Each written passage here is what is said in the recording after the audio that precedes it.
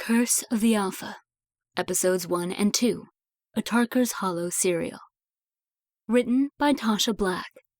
Narrated by Addison Spear.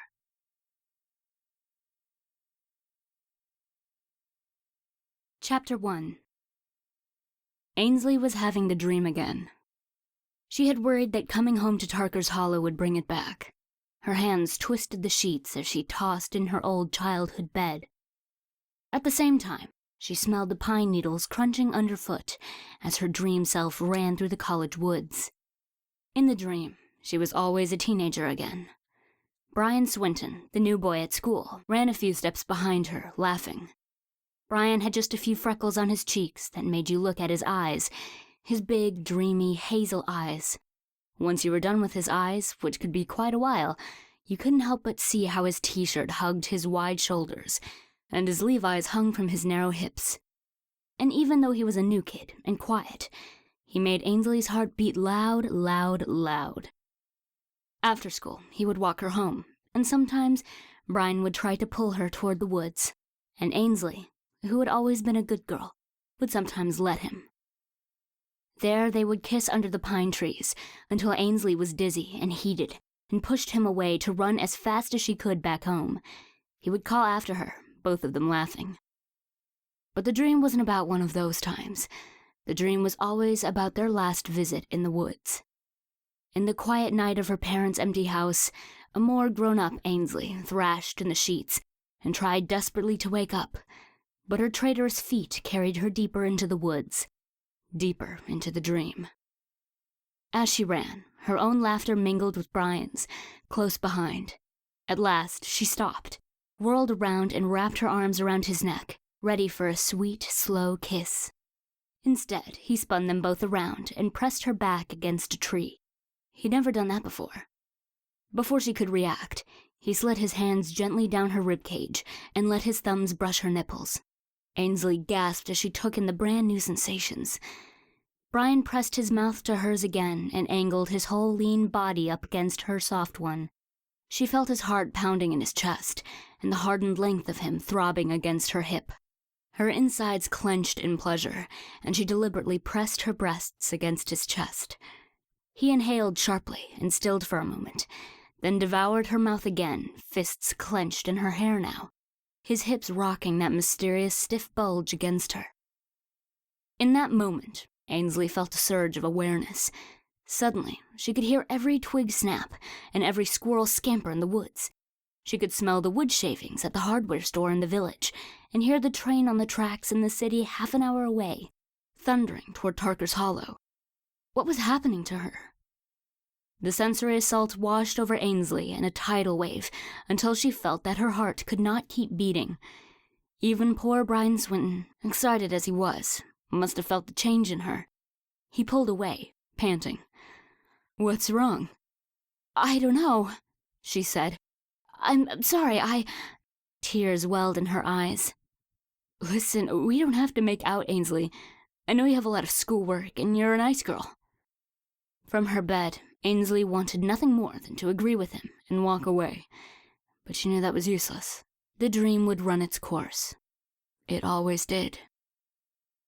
Teenaged Ainsley touched a cautious finger to Brian's lips, then cupped both hands around his familiar face, letting her thumbs brush over the freckles on the tops of his cheeks and staring into his hazel eyes.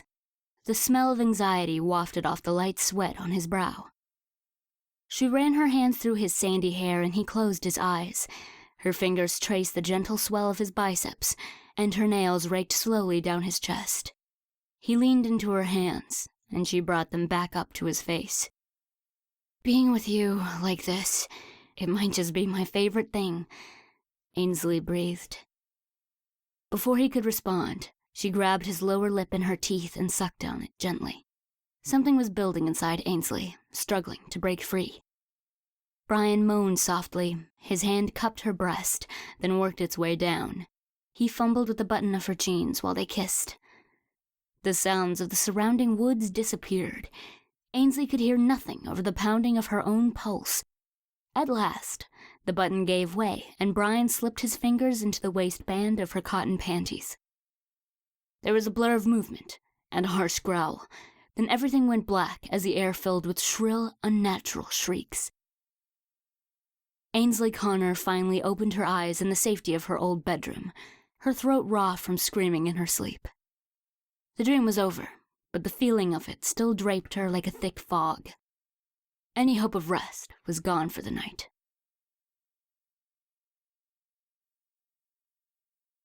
Chapter 2. Ansley jumped out of bed, silk pajamas clinging to the cold sweat that covered her. A shiver ran through her at the late summer breeze drifting through the open bedroom window. The familiar trappings of Ainsley's youth surrounded her. Her parents had never taken down her boy band posters or packed away the shelves of trophies. Just sitting there made her feel like she was in high school again, her parents asleep at the end of the hall. Like she could run to their room, snuggle herself between the two of them, and everything would be all right. Of course, that wasn't the case. Her parents were dead. That's why she was here, reliving old nightmares in her childhood bedroom. Ainsley was a very practical person, but this particular dream, one she'd been having for the last 10 years, always left her feeling scared and lonely. And now she really was alone, in Tarker's Hollow, and anywhere, if she was being honest. She decided to head down to the kitchen for tea to soothe her throat. She slipped on a bathrobe and walked down the narrow hall of the creaky old Victorian. Her hand instinctively reached for a cell phone in her robe pocket, but came up empty. In New York, she would have found an email from a client or another agent to keep her busy, no matter the hour. But her phone was plugged in downstairs, where she had sworn not to touch it, and she had handed her client list over to a young upstart agent in her firm for the duration of this trip. Ainsley knew she needed to focus every waking moment on emptying this house so she could get back to New York, back to her real life, back to her clients, and out of Tarker's Hollow before the full moon. Boiling water hit the peppermint tea bag in her mug with a hiss. Ainsley brought the steaming brew to her face and inhaled. It took her back to after-school tea parties with her best friend, Grace Kwan Cortez, in this very kitchen.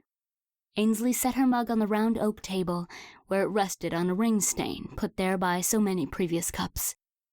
When Ainsley's parents died in the accident, Grace's parents had sent her a card.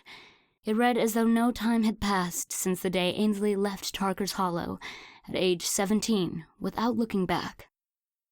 In the card, Mrs. Cortez told Ainsley that she loved her, and they would always think of her as their daughter, and hoped she would think of them as her parents now.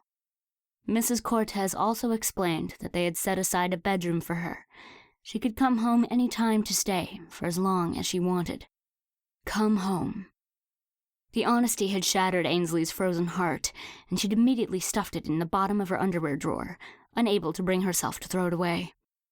The Cortez family home and her own had been the settings of so many happy girlhood memories.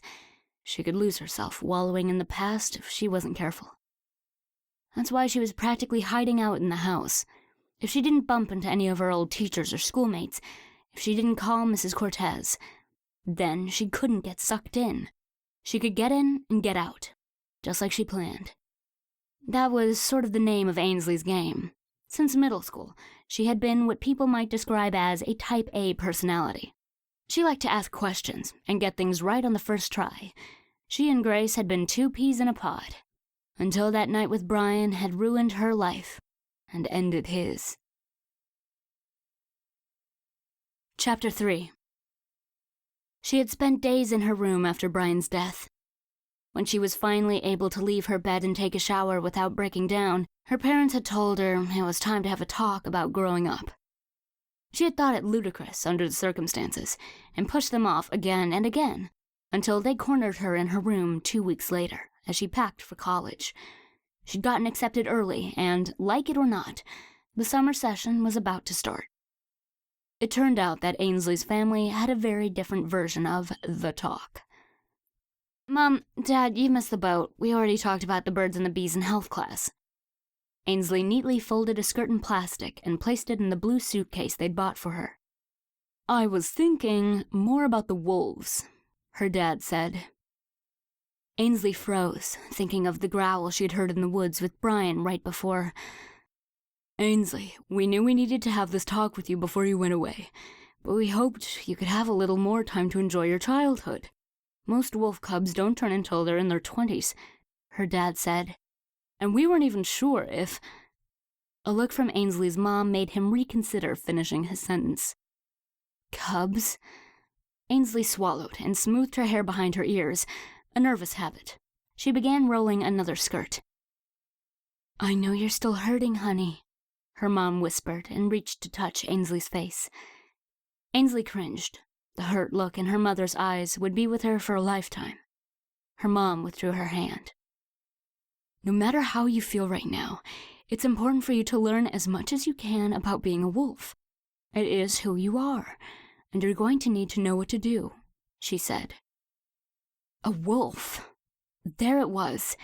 Ainsley had always known she was different. She just didn't realize how different until that day in the woods. The day she had transformed into some kind of monster and killed poor, innocent Brian Swinton. Of course, she didn't actually remember that part. She had blacked out, mercifully. But Sheriff Warren said it looked like Brian had been mauled by a bear. It didn't take a rocket scientist. The realization of what she'd done hit her like a kick in the chest. Not to mention that you're very important to the pack, her father added. Her mother shot him that look again, like he'd said too much. Ainsley seized the opportunity. How am I important? Ainsley, our family has been a part of this pack for generations, her mother explained. Your grandfather led the pack as alpha, and now your father has that role. A lot of changes are coming to this town, Ainsley, Dad said, and we will need strong leadership to survive. Ainsley stared at her father in wonder. Is that why everyone in town is so friendly to you?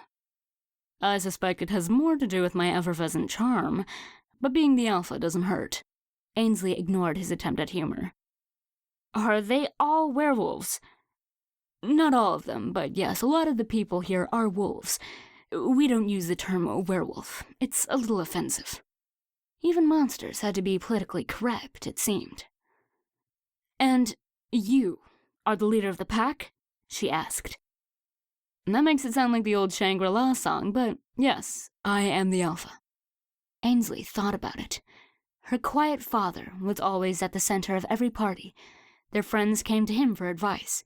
Underneath the old tweed blazers, his body was strong and warm. He could still sweep her up and throw her over his shoulder as a teenager as easily as when she was a little girl. His vision was excellent in spite of the decades in front of a computer, or with his nose buried in an old tome. And even the soft voice he used now vibrated with strength. She had never really thought about it. He was her father. He would always be big and strong and brave in her eyes, and she would always want to obey him and make him proud.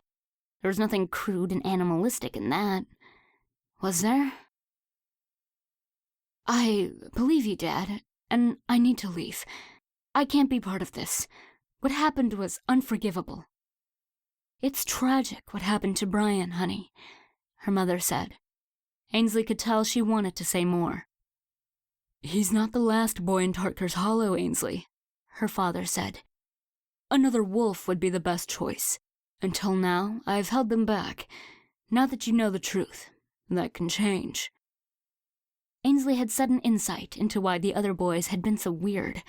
Lately, she'd begun to actually feel the hungry stares she thought she'd been glimpsing for years, and hear the hearts pounding. When she turned around, they always cast down their eyes.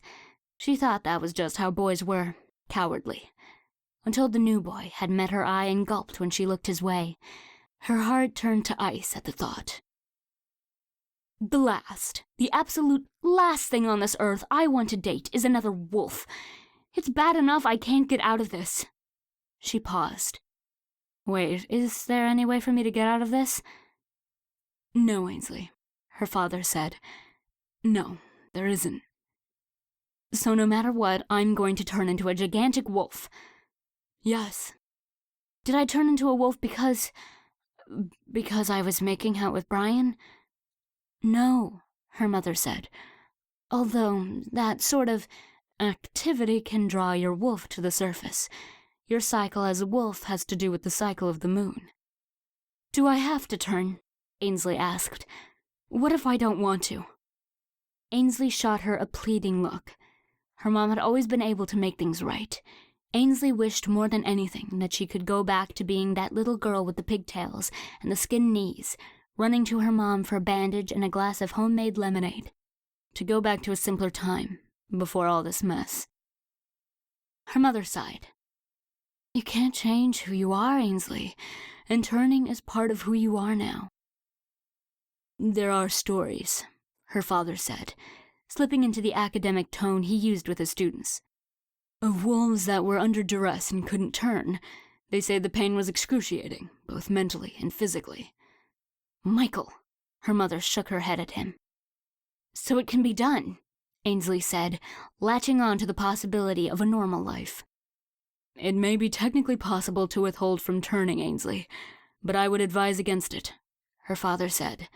The amount of self-control it would take would be monumental.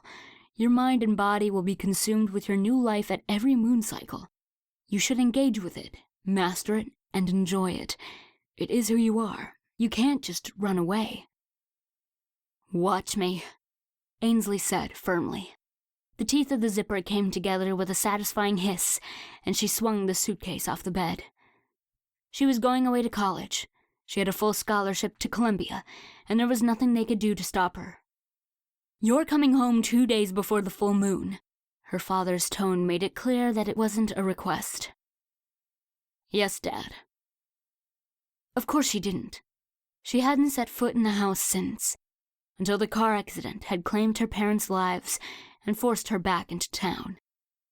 Her parents had hidden the truth from her just long enough to make her a murderer, and now their degenerate lifestyle meant that Ansley couldn't just hire an army of ladies armed with boxes and stickers to empty the house.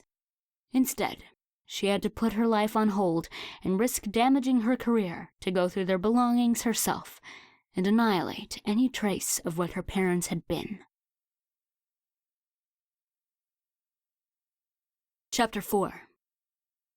Ansley realized that her cup was empty and she was drifting again, losing herself in memories of a past she'd tried to forget. She got up quickly, washed her mug, dried it and put it away.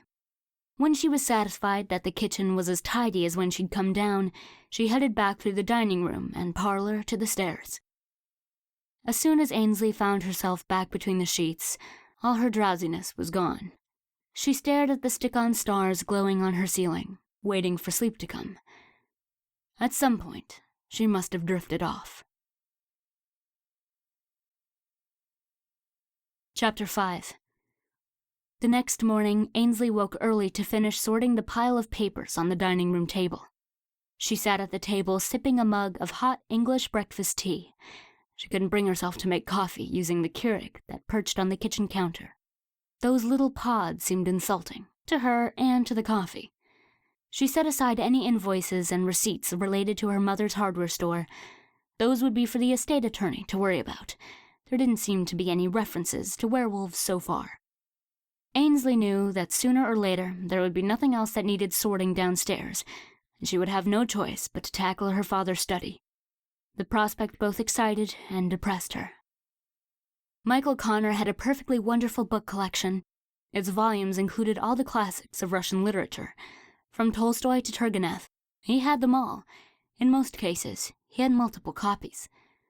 There were dog-eared paperbacks with copious notes in his careful handwriting. Those had sentimental value and would find their way onto Ainsley's own shelves. There were also hardbacked volumes in shining leather and in paper jackets, some in the original Russian, some translations. Some were gifts from her father's students and colleagues. A few were even yard sale finds, which he bought and gave away if he found the translation acceptable. And then there were the rare gems. A few of them she would recognize on sight, because she had been with him when he bought them. Each was worth thousands, or even tens of thousands. Michael Connor hadn't believed in locking away rare books. They lived among the rest of his collection. Ansley recalled the way he used to pull out a volume to pore over it, noting slight differences in the translation. She had even seen him caress their spines in passing, with an unconscious tenderness, the way he had sometimes tousled her hair when she was little. Unless he had made an inventory that she hadn't found yet, Ansley had no idea which books ought to go to the library sale and which should be sold at auction. Although she knew she ought to ship them all off to a book dealer, it felt wrong to send them away. She wished that she had someone more versed in rare books to help her with the job. Ansley stretched her arms over her head. It was impossible to keep working. She needed a walk and to open up a conversation with a local real estate agent. She was going to have to leave the house. Maybe she would even reward herself with a cup of coffee on the way. Tarker's Hollow had avoided the Starbucks revolution, which was a shame. Ansley imagined the jolt of a hot Pike's Place with soy as it warmed her chest and belly and brought her to life. Surely there was still a place to get a half-decent cup in town somewhere. She pulled off her t-shirt and yoga pants and slipped on a sheath dress and a pair of heels. She even remembered to grab a pair of big sunglasses, hoping to preserve her anonymity. Chapter 6. The walk to town was short but beautiful. Tarker's Hollow had a shade tree committee dedicated to maintaining the glorious canopy of maples and oaks that met over the streets, dappling the old sandstone sidewalks with soft green shadows. Each house she passed belonged to a character from her youth. Sadie Epstein Walker squatted in her garden across the street, big floppy hat and sunglasses in place, harvesting late summer roses just like she had when Ansley was in high school. Was she a wolf? Ansley studied her back, trying to decide. When Sadie turned, Ansley shifted her gaze straight ahead and sped up her walk. A few houses down, Mrs. Hooper's bicycle still sat on her front porch, even though Mrs. Hooper must be 70 by now. As she turned the corner onto Elm, she could hear a few cars a block away on Yale Avenue. All the streets in town bore the names of either trees or colleges. There was a gorgeous garden in front of the post office, and even in late summer, plenty of flowers were in bloom.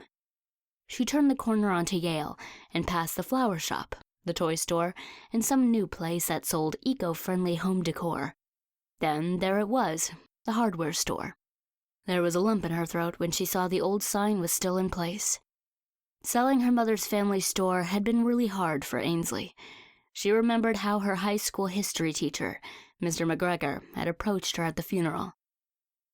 "Ansley, please come home," he said simply, hands pressed against his sides. His blonde hair was still a little long. All the girls at Tarker's High when Ansley had been there mooned over him. "Mr. McGregor, thank you for coming. Can we please talk after the service? There's so much I need to tell you." Ansley squirmed. "I've really got to get back to New York. I'd like to buy the hardware store. Can we at least talk about that?" Ansley had resisted the instinct to snarl at him. Why did she feel so protective of the old place? Of course she wasn't going to come home to Tarker's Hollow and run a hardware store.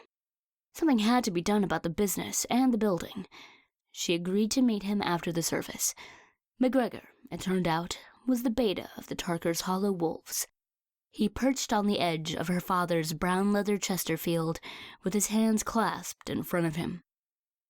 "Ainsley, a beta can't lead a pack forever," he said. "It's complicated, and the wolves are patient, but something's going to give way soon. We need an alpha." Ansley shifted uncomfortably and recrossed her legs. His heart pounded in response, and she froze. "I'm sorry, Ansley. I know this isn't the world you chose, but we are your people, and we need your help." "Why don't you just choose an alpha?" "That's not the way it works. Lineage is important." He twisted in his seat. "You need to choose." "Fine, I choose you," she said immediately. "Does that fix everything?" He swallowed. "Do you know what it means for you to choose?" You become alpha, right?" "The only way for an alpha to emerge is for you to choose a mate." Oh, Jesus. She studied the face of the teacher she'd fantasized about in high school. He was gazing miserably at her and sweating a little. The scent of his growling arousal was overpowering. A soft, golden haze formed around him. The creases at the corner of his eyes disappeared and his shoulders broadened. What the hell was going on? "So, if we just..." she whispered. His eyes widened, and he leaned toward her hungrily. The thundering of his heart vibrated through her whole body as her own pulse struggled to match its rhythm. His face had gone from mildly attractive to dazzlingly handsome.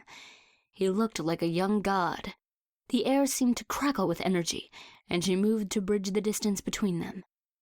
At the last second, he pulled back with obvious effort and sighed, looking away from her. We don't just have to couple. Choosing a mate means choosing a mate. It's for life. Ansley shook her head, and the haze disappeared. The room returned to normal. Mr. McGregor looked just as he always had, handsome in a rumpled way. She had only been home 3 days for the funeral, and already strange things were happening. She couldn't wait to get back to New York. Sorry, Mr. McGregor, she said. I'm not interested in choosing a mate. I know you're not, and even if you were, I shouldn't be on your list. He smiled ruefully. There are several promising candidates, and one in particular your parents hoped you would choose. Her parents had a mate in mind for her? Lovely. Okay, I'll bite. Who's the lucky guy? Eric Jensen. Ansley swallowed. The thought of Eric Jensen always made her feel a twinge of regret. Eric had been her best childhood friend. When the boys in school decided that girls were dumb and couldn't play in the woods, Eric had stubbornly insisted that Ansley Connor was super neat and that they would kick her out over his dead body. He'd won out over the other kids, and Ansley was allowed to keep her place by his side. By 3rd grade, they had ruled the woods and creek and even built a massive tree fort, just the two of them. But when the school labeled Ansley as gifted, she had been pulled out of their shared classes. The extra homework cut into her playtime, and she found herself spending more time with Grace Kwan Cortez and her studious, less outdoorsy crowd. She never exactly had a falling out with Eric, but by middle school, Ansley realized that not only did she not hang out with him anymore, he wouldn't even look at her when they passed in the halls. By high school, he was really handsome. His strong jaw contrasted with soft, dark eyes that were framed with long lashes. His hair was so dark it was almost black. He wore a black leather jacket that Ansley secretly thought was pretty cool. Although he had bad boy good looks and excelled at sports, it was common knowledge that he was a nice person. He even headed up a group of boys who would shovel out the senior citizens around the town in the frequent winter storms. Realizing now that Eric Jensen was the man her parents wanted for her gave Ansley a pang of longing. At 10 years old, Eric had shown her more respect and kindness than any man she'd ever met. And like every other person of importance in her life, she'd dropped him like a hot potato. Ansley realized Mr. McGregor was waiting for her to respond. Wow, Eric Jensen, she said.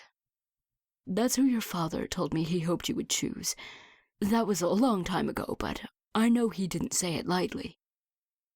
Well, I appreciate the insight, but I'm not going to be choosing a mate. I'm sure you guys can vote or something. Can we take care of the paperwork for the hardware store? Chapter 7.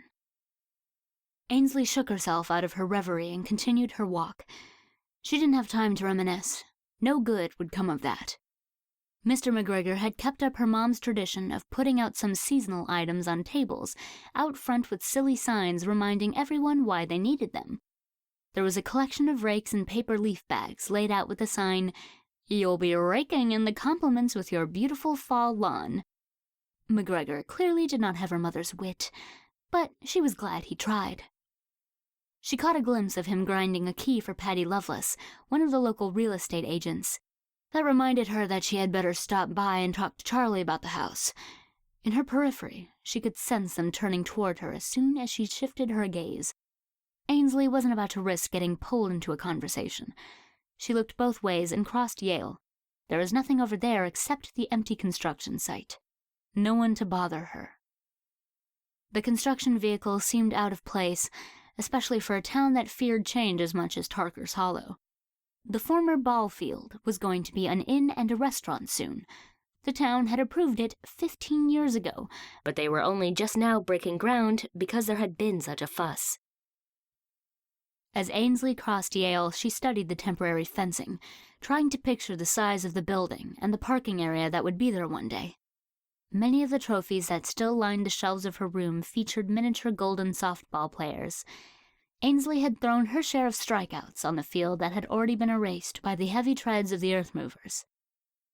Just as she arrived on the sidewalk of the college side of Yale, a figure appeared behind the fence in the construction area. Tall, dark, and handsome didn't begin to describe him, but Ansley was never the kind of girl who fantasized about Neanderthal types, so she tore her eyes away from his tantalizing shape and headed to the overpass. She would just walk back over Yale to the cafe and the real estate office. "Hi!" She turned. The guy was yelling at her. She expected that kind of behavior on the streets of Manhattan, but here, did construction workers actually think girls liked that? She turned up her nose and sped up her walk. "Ansley!" he called. She turned on her heel and squinted at him. Did she know this person? She didn't think so. She would have remembered a body like that. "Ansley Connor, I did not know you were in town." Well, she wasn't going to get out of this. She swallowed a sigh and walked toward him. God, he was good-looking. A white t-shirt stretched over his broad chest. His arms rippled with muscles. Faded jeans hung low on his hips. Why were these blue-collar types always so hot? It wasn't fair. "Do I know you?" "It's Eric Jensen." His eyes crinkled in a smile. He had the longest eyelashes. That was the only part of him she recognized. "Eric?" Ansley did not remember that incredible body. "Yeah, I almost didn't recognize you either, Ansley. We grew up, didn't we?" Yes. Eric had grown into an underwear model. Ansley had just grown curvier than she wanted to. But she couldn't help smiling. "We did," she said. "I was really sad to hear about your parents." He glanced down and kicked at some dirt with the toe of his work boot. "Sorry, I was out of state for the funeral, or else It's okay," she said, letting him off the hook. "I'm dealing with it." "So you live in New York, right?" "Yes, I'm in real estate. It's going well." She left it at that. He was still stuck in Tarker's Hollow, and digging holes for a living. How awkward. It would be better to not make a big deal of her success. "How are things with you?" "They're great, thanks for asking. I just found out I'm on the short list for the highway." What could that possibly mean? Was he on cleanup duty as some sort of community service? "I'm not sure I know what you mean." "Sorry, Ansley, I guess our small-town news doesn't make it into the New York Times." He flashed her a playful smile that made her forget how to breathe for a minute. "I own this excavation company. We're working on the Inn project now, and it sounds like we're on the short list to do the excavation for the new highway coming in. It's a huge opportunity." The highway? Was that really going to happen? She knew the residents had been fighting it for years, but the highway would finally put the town on the map. Although, given the special kind of diversity found in Tarker's Hollow, maybe that wasn't such a good thing. Ainsley's cheeks flushed at her assumption that Eric was a bog-standard construction type. His ambitions had clearly brought him well beyond the role of ditch digger. It dawned on her that Eric was a wolf, too. She remembered what Mr. McGregor had told her. Her cheeks flushed even more. She must look like a fool. "Oh, wow, Eric, that's amazing. I'm really happy for you." He smiled and looked down modestly, showing off those eyelashes again. For a moment, she allowed herself to imagine what it would be like to be his mate.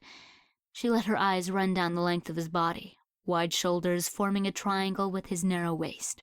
His jeans hung just low enough that she couldn't quite see but could well imagine the silken trail leading down to what just had to be a beautiful cock. Even the jeans couldn't disguise the size of the bulge between his legs. Plus, he was a wolf. No need to worry about losing control and hurting him. Eric looked like the type that could take care of himself. He looked up, and she met his eyes. In a heartbeat, the edge of her vision blurred, and nothing mattered but Eric. His eyes were luminous. His sweat was an intoxicating musk. His too long hair lifted an imaginary breeze as his heartbeat strained to match hers. Tiny golden notes danced along his muscular body. It was happening again. just like with McGregor, only this wasn't a middle-aged history teacher standing on the other side of the fence. Ansley licked her lips and moved toward him. Her palms clinked against the chain-link fence, just as he crashed into it, clenching the metal in his powerful hands and twisting until several of the links gave way with a pop. God, he was so strong. She had a vision of him tearing down the entire section of the fence just to get to her. A tiny moan escaped her lips as he growled softly in return, his dark eyes flashing a spectacular amber. His wolf must be close to the surface. She could feel her own, begging to be unleashed. Somehow she tore her eyes from his, and the spell was broken. Chapter 8. Eric cursed softly to himself. He had almost lost control, in front of everyone. He hadn't felt so reckless since he first learned to shift. His father was ex-military. Eric had grown up valuing the benefits of self-discipline. On the other side of the fence, Ansley panted and held her head in her hands. "Wow," Eric said. "I didn't think that was real." "What was real?" Ansley asked, regaining her composure. "The drawing of the alpha." He could tell from her befuddled look that she had no idea what he was talking about. He couldn't remember the last time he had seen Ansley Connor confused about anything. "Did you think about mating with me?" Her cheeks began to flush again. "It's okay, I thought about it too." He smiled but didn't make eye contact. He didn't want her to feel too embarrassed about it. "Yes, Eric, I'm an adult and have had those thoughts casually about plenty of men." She was trying to sound cool and composed, but her racing heartbeat betrayed her. Ansley obviously wasn't used to dealing with wolves. When your senses were this sharp, there wasn't much use in putting on airs. Most wolves were pretty straightforward as a result. "Wow, plenty, huh?" "Well, enough men." A hint of a smile danced around the corner of her mouth.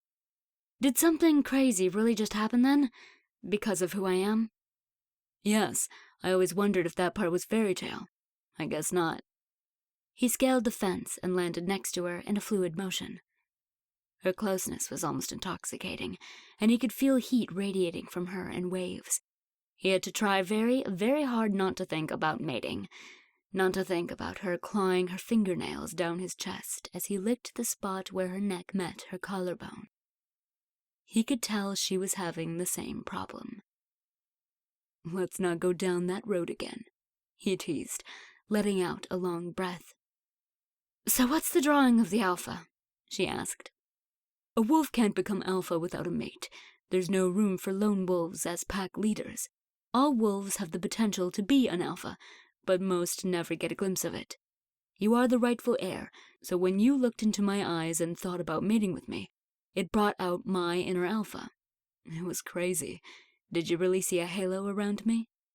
She studied him for a moment, as though she were trying to tell if he was joking at her expense. Couldn't she hear his pulse or smell him at all? Ansley was not a very good wolf, but he supposed that was hardly her fault. "Yes," she said. "There was light all around you, and your hair was moving, and your eyes were—" "It's funny, there was light around you, too. You looked like an angel," he mused. "I guess they don't really talk about that part." "So if I were to, choose you, you would become the alpha?" "It's not that simple. It has to be real, Ansley. You have to love me. Or whoever," he added, looking away again. Eric wondered how any small-town wolf from Tarker's Hollow was ever going to convince Ansley Connor to fall in love. He remembered her stubborn determination, even as a child. The pack might be in more trouble than anyone suspected. He wished Ainsley's dad were still around. Michael Connor would know how to handle all of this. He always did. They stood in silence for a moment. "I guess I should go. I need coffee, and I have to see Charlie about getting the house on the market." She let out a sigh that would have escaped normal ears. "You must miss your dad so much." The words were out before he had a chance to think. He could tell Ainsley wasn't as okay with everything as she pretended to be. Tears welled in her beautiful eyes. What an asshole. "It's just, I know it's tough. He tried to recover. My parents have been gone for a few years now, and... Oh, Eric! A shocked look crossed Ainsley's face. I had no idea. I'm... to Florida. He cut her off. Could he possibly mess up this conversation anymore? My parents moved to Florida when my dad's military pension kicked in, and I had to deal with clearing out their old place. Oh, I thought you meant... They stared in awkward silence for a moment, Eric unsure what to say next. Then Ainsley laughed. It was a full, throaty laugh that made him think of church bells, and Eric thought he might do anything in the world to hear that sound again. Can I walk you over? Eric asked, feeling relieved. Ainsley shook her head. No, thanks, I'm fine. They both smiled. He wanted to hug her, but it felt too intimate, and she probably didn't want his sweat and dirt all over her dress. Listen, Eric said, I don't want to offend you, but are you staying in the house alone? Yes. Ainsley, everyone in town knows who you are. You might get unwanted visitors. You think there's anyone who wants to be an alpha so much they would tie me up and tell me to think about mating? I think there are plenty of men who would try to convince you in a nicer way. He bristled at the idea of the other young wolves in town, and what they might do to try to work their way into Ainsley's good graces. The thought made him want to punch someone. Why? He had no claim to Ainsley. Why did seeing her again after all these years make him feel like this? Most likely it was an after-effect of what had happened, or almost happened, between them a few minutes ago. But Eric thought it might be something more than that. He sensed Ainsley stiffen at his words. Whatever it was, she felt it too, and she obviously didn't like it for some reason. Well, unfortunately, my parents are dead and I'm not married or anything, so I'm going to be all by myself in the house until it's empty. Don't worry, it won't be long, she said sharply, then stormed away. Chapter 9. Ainsley felt Eric's eyes on her as she marched away. Who did he think he was, anyway? Treating her like she was some little girl, all alone in Mommy and Daddy's house, in need of protection. Ainsley Connor was perfectly capable of taking care of herself. She certainly wasn't about to start taking life advice from someone who howled at the moon in his spare time. Still, Ainsley thought about Eric's wide shoulders, straining the seams of his t-shirt. She fought the temptation to turn around for another look. By the time she got across the overpass, her head had cleared a little. Eric was a total hunk, but at the end of the day, he was not really her cup of tea. Her parents had been wrong. She passed the bookstore and the yoga studio and saw that the storefront next to the train station had changed hands again. Its awkward triangular shape had hosted an endless parade of boulangeries, cheese shops, and frozen yogurt parlors. It looked like it was now an independent coffee shop. That was promising. She glanced at the sign. Edible complex. Hopefully their coffee was better than their sense of humor. Ainsley decided to risk a cup, and maybe just a little something sweet to go with it. She pushed open the door to a wave of cool air, rich with the scent of fresh coffee. Her shoulders went down an inch in relief. A chalkboard by the counter listed the coffee choices. The pastry flavors were labeled with a wax pencil on the glass of the case. Pretty decent spread. The boy at the counter swallowed when he saw her. Hi, what can I get for you? He didn't look familiar, but he was pulling that thing where he stared while she looked at the menu and then looked away when she turned to make eye contact again. Stupid Tarker's Hollow. Soy latte, please. She turned to look around while he steamed the milk. The dim room was filled with small wooden tables and sofas. It seemed to be a popular spot for college students, a relief since they were mostly passing through, not wolves in residence. A table of kids with blue and purple hair sipped tea and fussed with their laptops. An awkward couple on a vintage sofa pretended to look at their iPads while it was clear each wished it was a regular date, not a homework date. At the table by the window, a man read a book. A real book, not some electronic device. Ainsley squinted to see what it was, but the angle was wrong. The man holding it was hot, though. No, that wasn't quite right. He was handsome. He was too refined to be described as hot. He was just Ainsley's type. Soy latte, the kid called out, as though she weren't the only one standing at the counter. Anything else? No, thank you. Ainsley's mood for a treat was ruined. She wouldn't want the man with the book to think she was the type of person who ate pastries in the middle of the day for no reason, even if she was never going to see him again. She used a napkin to wipe the stray drips from the sides of the cup, then headed toward the window. If she could just grab a seat close to the book guy, she'd be able to see what he was reading. She wiped down a table catty-corner to his and took a seat. The heavy oak chair clattered on the pine floor as she pulled it out, causing him to glance in her direction. Bright blue eyes in a finely chiseled face, crisp white tailored shirt, and longish blonde hair that was too well styled to be cut anywhere in Tarker's Hollow. She surveyed his table. It was free of crumbs and occupied by a paper coffee cup and a tattered copy of War and Peace. She checked his hands. No ring, manicured nails. An understated Breitling watch peeked out from his shirt cuff, trying not too hard to draw attention. Her eyes were drawn back to War and Peace in wonder. Have you read it? His eyes crinkled when he smiled. Of course she had. She read it every fall. It was her dad's favorite, and eventually hers as well, though she'd gone through a rebellious Dostoevsky phase. It's my favorite book. That didn't sound too desperate. Join me, he said, if the table seems clean enough. She studied him again. He was certainly not from Tarker's Hollow. He raised an eyebrow and her stomach did a little flip-flop. She grabbed her clutch and her latte and stepped to the table. He stood up immediately and pulled out her chair. She couldn't decide if the gesture was sincere or ironic, and frankly didn't know which she would have preferred. So, what brings you to Tarker's Hollow? It sounded like he was going through niceties by rote. I could ask you the same, she said. A local, eh? I've been here 6 months and I haven't seen you. I would remember. I was born here, grew up here, went away to college, then got a job in New York, and now I'm back here to close out my parents' estate. An economical biography. It's nice to meet a fellow New Yorker, he said. You're from New York?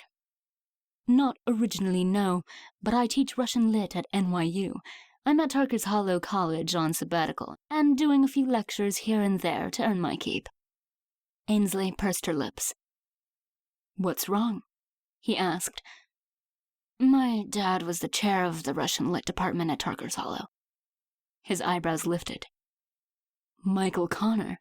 He was a legend in the field, he said. He was the whole reason I came to study here. You probably know more about this book than I do. I'm Julian Maggie. Ainsley smiled. It was gratifying to think that someone could admire her dad for something other than being the president of the furry monsters. Nice to meet you. She extended her hand. Ainsley Connor. His passing was sad news for us all. He took her hand and looked into her eyes. She was waiting for something weird to happen, for her sentence to heighten, for haze to appear around him, for the roof of the coffee shop to cave in. Nothing. Except for his gorgeous blue eyes, which were doing a very straightforward kind of magic on her, and the corner of his mouth, delicate and sensual, which was curving upward. Julian, the Russian Lit professor from New York. That was more her style. Chapter 10. Eric watched until Ainsley's small form disappeared. When she was gone from his sight, he let out a long breath. Eric had always been popular with human women, who seemed drawn to his latent power. He found them intriguingly delicate, but it was like going through the motions compared to being with a wolf. And, of course, there were plenty of female wolves in his life. As a high-ranking young male, he pretty much had his pick of willing partners in town. There were even interest from nearby packs, looking to forge alliances in these troubling times. But there was no one like Ainsley. She had the charms of a woman and the lure of a wolf, all at the same time. It was an intriguing combination. And they had a history, though you wouldn't have guessed it from the way their conversation began, or the way it ended. He wasn't sure why she was so mad at him, but he was sorry, whatever it was. The sweet smell of her scented lotion still hung in his nose, along with the more alluring musky scent of Ansley herself. His heart pounded as he remembered how she had drawn his alpha. Her plump lips had parted, and the air vibrated with his lust. If that fence hadn't been there, he might have taken her before either of them had changed their minds. He imagined what her soft little body might feel like in his arms. He would pin her down and latch onto her neck, burying himself in her exciting smell. Would she submit to him willingly like a human, or would she give him a little fight like a wolf? She was a wolf, after all, even though she pretended not to be. Eric had never seen something so strange. Why would anyone not want to be a wolf? Eric nosed the air, his own wolf searching for a last whiff. With a sigh, he reined himself in. Ansley was a childhood friend and a pack VIP, and he wasn't the kind of guy to lose his focus, especially over a woman whose job was to choose the next alpha.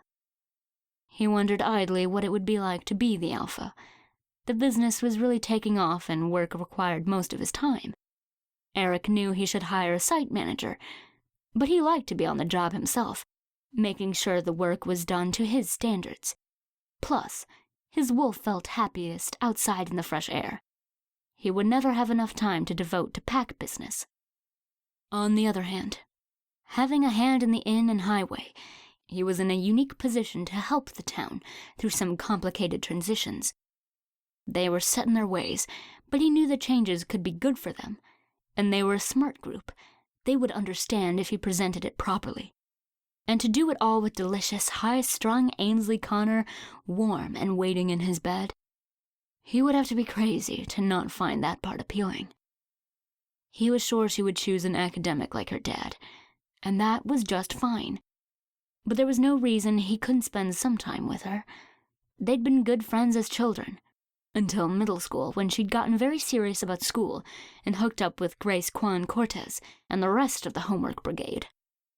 Ansley and Eric had been drifting slowly apart when her dad had issued the decree that she was off limits. That sped up the process. Eric hadn't said more than a few words to her since. Until today. She said she wanted coffee. There was no reason he couldn't take his lunch over and join her. They'd have a cup and sort out their misunderstanding. It would be good to catch up, and maybe he could talk to her a little more about the coming changes in town. No matter who she chose as a mate, her opinion about the inn and the highway would be influential. With a spring in his step, he grabbed his messenger bag and called to Carl that he was heading out.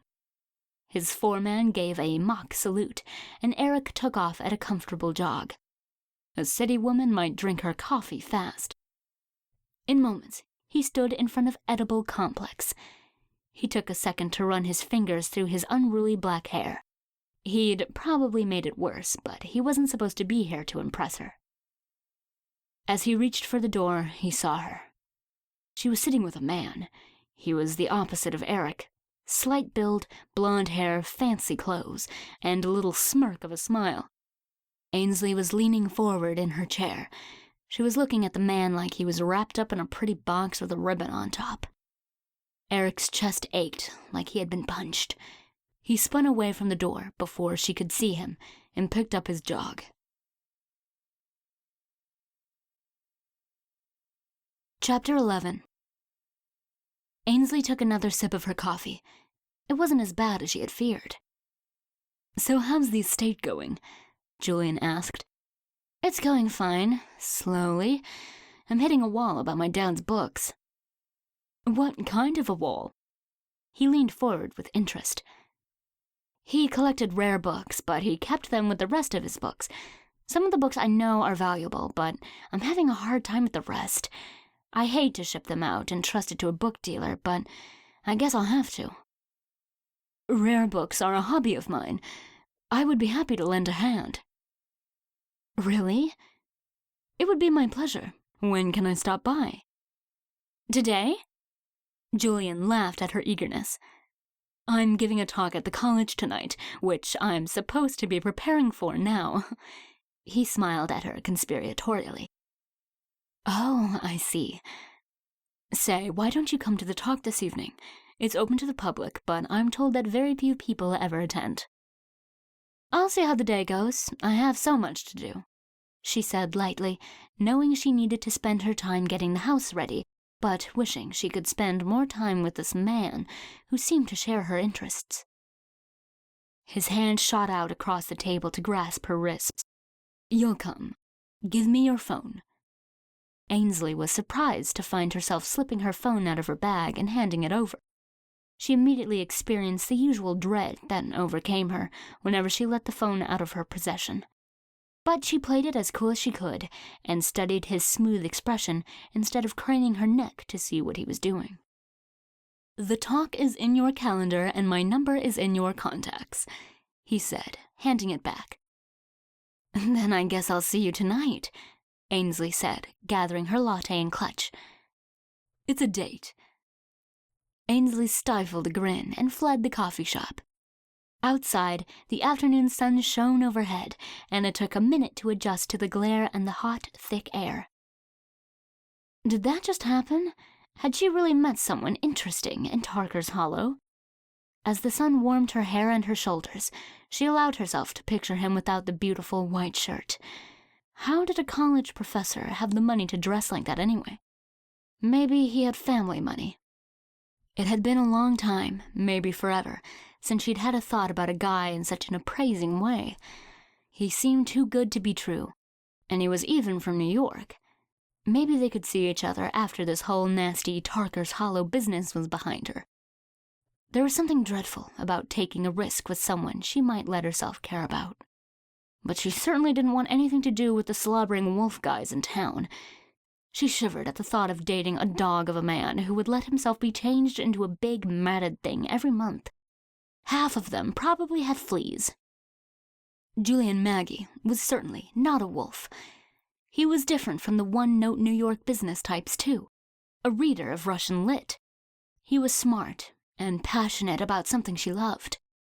And somehow, although she found him attractive, it wasn't a helpless, crazy attraction like she'd felt for Eric Jensen earlier. Maybe that would help her keep her wolf in check. Plus, he could help her sort through her dad's books. She felt a weight lift from her chest at the mere thought of it. Getting through the books meant getting out of Tarker's Hollow before the full moon. Ansley considered her options thoughtfully and made the decision to surrender an evening working in the house in order to explore the option of a mutually beneficial relationship with Julian Maggie. Chapter 12. Ansley was about to pull on her sunglasses when she noticed she had already reached the awning for the local real estate firm, C.M. Coslaw. This whole town seemed so much smaller than when she was a kid. Coslaw was small but very good. They knew the local market inside and out, and the owner, Charlie, who inherited the business from his dad, Charlie, was a kind, honest guy. Their sophisticated black sale signs were synonymous with Tarker's Hollow and the college town sales angle. As usual, they had pictures of a few homes up in the window. She stopped to glance at them. She recognized most of them. The Mongol dwarfs were selling their Victorian. That made sense. They were older and probably getting ready to move to the condos. She did a double take at the price. The Mongolsdorf's house was very similar to the Connors. Was the market here really that low? She shook her head and pushed open the door. "Hi, I'm Susan. How can I help you?" The desk agent was not someone she recognized. Blonde, petite, big smile. "Is Charlie here?" Ansley asked. "Sure, he's in the back." Susan enthused and trotted down the hall to find him. "Is that Ansley Connor?" Charlie boomed from down the hall. Ansley smiled and smoothed down her dress. He was headed right for her with that Andy Griffith smile, and she just knew he was going to hug her. "You're a sight for sore eyes, little lady," he thundered, wrapping an arm around her shoulder. Somehow, he'd instinctively known better than to give her the full bear hug she would have gotten as a girl. "Thanks, Charlie," she said, resmoothing her dress. "So, you're done with the big city and you're home to beg me for a desk, right?" He winked at her. "Nope, just wondering what you think the place is worth," she replied and gestured to the window. "I see that the Mangelsdorf's place is up, but the price... The recession was hard on us, and the Philadelphia area has always been modestly priced anyway," he explained. "I guess the prices look low to you in general, compared to Manhattan, huh?" Ansley pressed her lips and smiled. She couldn't buy a 400-square-foot studio on the Lower East Side for what her parents' beloved 6-bedroom Victorian was worth. She sighed as she thought about the chestnut built-in bookshelves and the wraparound porch overlooking the rhododendrons. Would it be crazy to hold on to it for a summer home? She shook the daydreams out of her head. "I'm fine, Charlie. I just want to clean up and move on. Can you swing by in a day or two to take a look at it and give me some advice about paint and floors?" "Sure. Anything else we can do?" "Is Franklin still around? I'd love to have him come in and get rid of some of the clothes and books." Franklin Rhyme drove a pickup truck around town picking up junk. He donated what was useful to charities in the city and took the rest to the junkyard. Charlie shook his head sadly. "Frankie just retired again. This time it's for real. His wife's made him sell the truck." "You should go on neighborly.com. Susan chimed in from behind him. "There's a site for Tarker's Hollow. You can sell stuff and give it away. And it's not creepy like Craigslist, because it's only for our town." A troubled look crossed Charlie's face, but it passed quickly as he clapped Ansley on the shoulder. "If you do that, keep in mind that real estate listings on the site are only local also, and once you put a house on there, you take the wind out of our sails for marketing purposes." Oh, he was afraid she would try to sell the house by owner. She'd been around the block enough to know she'd be leaving a ton of money on the table by doing that, and wasting precious time. "Don't worry, Charlie. I'm one of your kind," she said. "And I'm not a fool. Bring your paperwork. I'll sign when you come." "Thank you, Ansley. I appreciate it. You're a straight shooter, just like your dad." Ansley walked home, figuring she had enough time to post a few things online before heading out to Julian's talk. Chapter 13. Ansley set her designer sandals in their travel case, slipped out of the linen shift dress, and hung it on a padded hanger. The yoga pants and Tarker's Hollow Timberwolves t-shirt she'd worn during the morning's work were folded neatly on the bed. She regarded them with a sigh. If she could get another 2 hours of work in, she would reward herself with a steamy bath. She decided to start at the top of the house and work her way down. She knew Charlie would find more value in the house if it looked nice. Professional or not, everyone was affected by tidiness.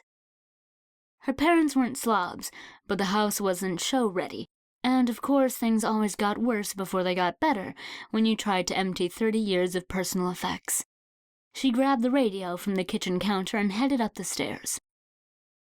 2 hours later, covered in dust and sweat, Ansley was ready to surrender. One of the closets had held boxes full of old photos, which she had added to the stack on the dining room table. She'd already brought down 4 bags of clothes for Goodwill and a couple of chairs. The bedroom now had just the right amount of furniture for staging and were free of personal items.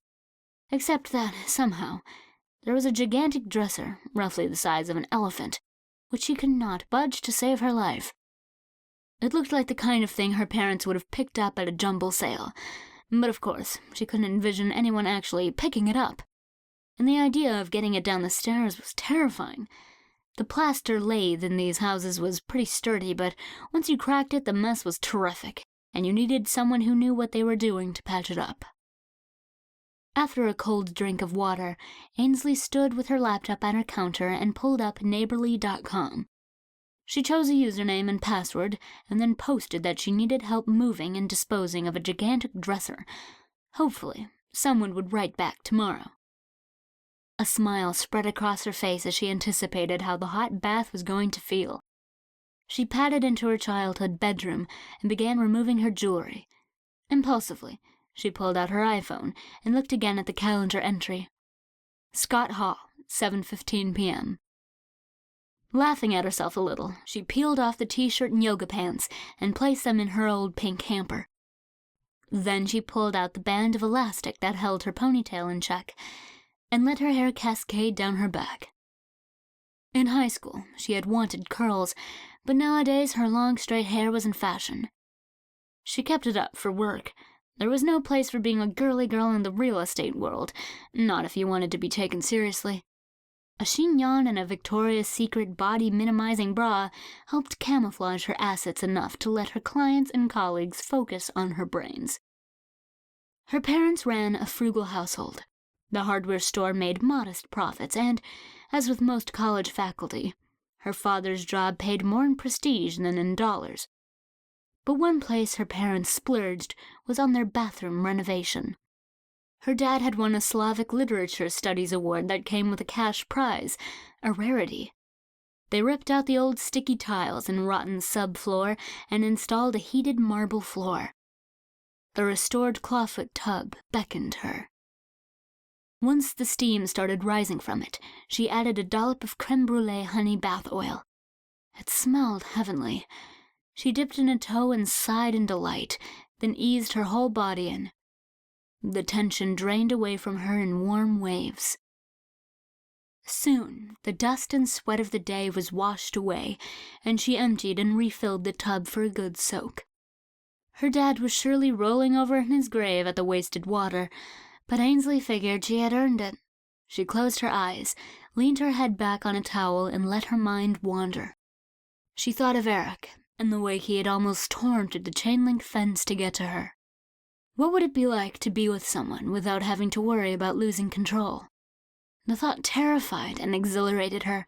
Her wolf perked up and a small sigh escaped her lips. But that wasn't her world. It would never work. She needed something more refined. Julian. She imagined his cool blue gaze and raised eyebrow, and her nipples hardened. The water was suddenly too warm. She let her hand slip below the surface of the water to explore her body. Her skin tingled, and her pulse began to race. What was going on with her? Ever since she came back to Tarker's Hollow, it was like her senses had turned up to 11. She usually didn't feel like this until the moon was full. She certainly couldn't show up to Julian's talk in this frame of mind. There was no telling what she would do. She slipped her hand lower, deciding to take the edge off a little. Just then, the doorbell rang. Chapter 14. Ainsley's eyes snapped open. No one had been living in the house for months. Who would stop by? She dried off quickly as the bell rang again, and wrapped her Victoria's Secret white kimono around herself as she ran for the front door. Maybe it was Charlie with the name of the junk man. She opened the door to see two young men leaning on the porch columns. Both were dark-haired, sun-tanned jock types. One wore a red Tarker's College tennis t-shirt. The other was shirtless. Ainsley's eyes followed the trail of his lean, muscular abs to where they disappeared into the waistband of his shorts. "Can I help you?" she asked, holding her robe together at her collarbone. "We read your post on Neighborly, and we thought we could help you out with your dresser," said T-shirt. "Oh, thank you. That was fast. I thought I would get an email or something." "You have to make your email public for that. Your post has showed your user address." No Shirt chimed in. "We can come back at another time if you want," T-shirt offered. Ainsley thought about how little time she had. She also thought about how much she was enjoying the view of these two strapping young men. No, by all means, now is great." She showed them inside. "I'm really sorry it's such a mess in here. My parents passed away in January, and I'm here to clean out the house. But it's harder than I thought it would be." "I'm sorry about your parents," T-shirt said solemnly. "It's okay," Ainsley murmured. T-shirt had his hand on her shoulders in sympathy, but now he was looking at the trail of her wet hair leading down to her cleavage, easily visible in the silky robe. Her nipples were stiff in the cool air conditioning and made little peaks in the fabric as it clung to her hastily dried curves. She knew she smelled like honey. His heartbeat sped up and she could smell him. Fearless arousal. Behind them, No Shirt stirred restlessly, and she caught a whiff of jealousy. "I'm Justin," said No Shirt, trying to win back her gaze. "Will," said T-Shirt. "We're seniors," Justin said. Ansley smiled at their awkwardness. Had the boys looked like this when she was in college? "Let's run upstairs and you can take a look at the dresser. It looks to me like getting it out of here without smashing it to pieces is impossible, but maybe you'll think of a way." Will was right behind her on the stairs, and she could feel his admiration. When they reached the 3rd floor, Ansley opened the door to the front bedroom. They all looked at the dresser. "This dresser?" Justin said. "Yes, it's just so big, I don't know what to do with it," Ansley said playfully, letting the double entendre hang in the air. "I've always been good at squeezing big things into tight places," Justin said, returning her jest like the tennis player his shirt proclaimed him to be. "I've handled bigger," Will said. Ansley suppressed a laugh, but they were already ignoring her as they got down to business. It was obvious that they were good friends and that they had moved stuff together before. With a lot of nodding and grunting and very little talking, they angled the beastly dresser and headed for the door. "Don't you want to take the drawers out first?" Ansley interjected, sounding far more like her mother than she would have liked. The boys just laughed. "Nope, this is no problem, miss," Will said. Justin actually winked at her. Down the stairs they went, and it was beginning to look like they were right, and it was no trouble at all, when they turned the corner onto the 2nd floor landing and slammed Justin's hand into the plaster wall. He grimaced, and Will strained and unpinned him. The plaster was pulverized, which meant Justin must be in a lot of pain. They eased the dresser down on the landing. Justin held his hand to his chest. Ansley hurried over to him, racked with guilt that she had let them move something that obviously ought to have been hacked to pieces with an axe and gone out in the trash. "We need to get ice on that right away," she said. They followed her downstairs obediently. She pulled a tray of ice out of the freezer. Her parents must have been the only people in the state without a working ice maker. She cracked the tray and shook it out into a plastic bowl, grabbed a plastic bag and a towel, and made her way back to the living room. The boys were standing by the sofa, looking at the wound. "I'm so sorry, Justin. Sit down and we'll get some ice on it." He sat on one end of the sofa, and she knelt on the floor in front of him. She knew her kimono was barely covering her assets in the back. She sensed Will move a few steps to get a better viewing angle. "Give me your hand." He offered her the hand right away. They were so quick to comply to her every command. She wondered what else she might tell them to do. "Can you open and close it?" she asked. Justin flexed his fingers. Ansley took his big hand delicately in her smaller one. She lifted the bag of ice from the bowl, wrapped it in a towel, and ever so gently applied it to his hand. "That feels good." "I'm glad, and I'm so sorry you got hurt trying to help me." "It's okay. We will get that big thing out of your hallway and come back to fix your wall, I promise." "Please don't worry about the wall. Everything's fine. Are you feeling better now?" "Yeah," he said, no longer trying to hide the fact that he was staring straight down her robe. She stood up slowly, letting her breast graze his leg. She heard him swallow. The scent of arousal poured off them both. It was wrong to tease them like this, but she couldn't seem to help herself. "I guess we'd better go. It's a shame about the dresser," Will said. "Really, it's no big deal. The junk man will have to come for other stuff anyway, I'm sure." "No, I mean, we need a dresser. It's a long story, but we had a 3rd roommate for our apartment who bailed on us. Most of the furniture was his." "Do you want to come back another day for it?" Ansley asked. "Yes," they said in unison. "I see," she said. "Well, it's fine with me if you want to come back for it, but it needs to be this week. Let me give you my number. Next time, maybe text me on your way over."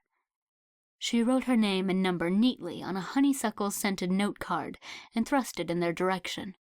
Will grabbed it before Justin could challenge him. "Thank you, Ansley. We really appreciate it, and we'll be glad to help you move anything while we're here. Next time we'll be more careful." He grinned, and she couldn't help but grin back. "That's fine," she said lightly, as the two of them stepped onto the porch. "I'm sure two strong young guys like you can help me out with a lot of things. Maybe next time we can just skip the part with the furniture." Ansley closed the door, leaving them both standing on the porch with their mouths hanging open. She leaned back against the door and covered her mouth with her hands to stifle a laugh. Had she really just said that? What was this town doing to her? She pushed it out of her head and went upstairs again to dress. It was almost time to leave for Julian's talk. Chapter 15. Peeling off her robe, Ansley contemplated her body in the mirror. She thought idly to herself that she'd been a senior in college herself just a few years ago, but somehow those few years in the adult world had changed her point of view. She gazed at her own naked reflection, trying to see what they saw, instead of the million flaws and imperfections she always inventoried. Deep down, Ansley loved her body, and all of its soft, sensual curves. She just wasn't sure why anyone else would like it. She certainly didn't look like the women in the magazines and TV, all hard lines and cheekbones. She turned and surveyed the closet. She'd brought so little with her, it would have to be the linen shift again. At least it fit well. Finding nice things that didn't overly accentuate her voluptuous body was annoying, but Ansley refused to hide in oversized clothing.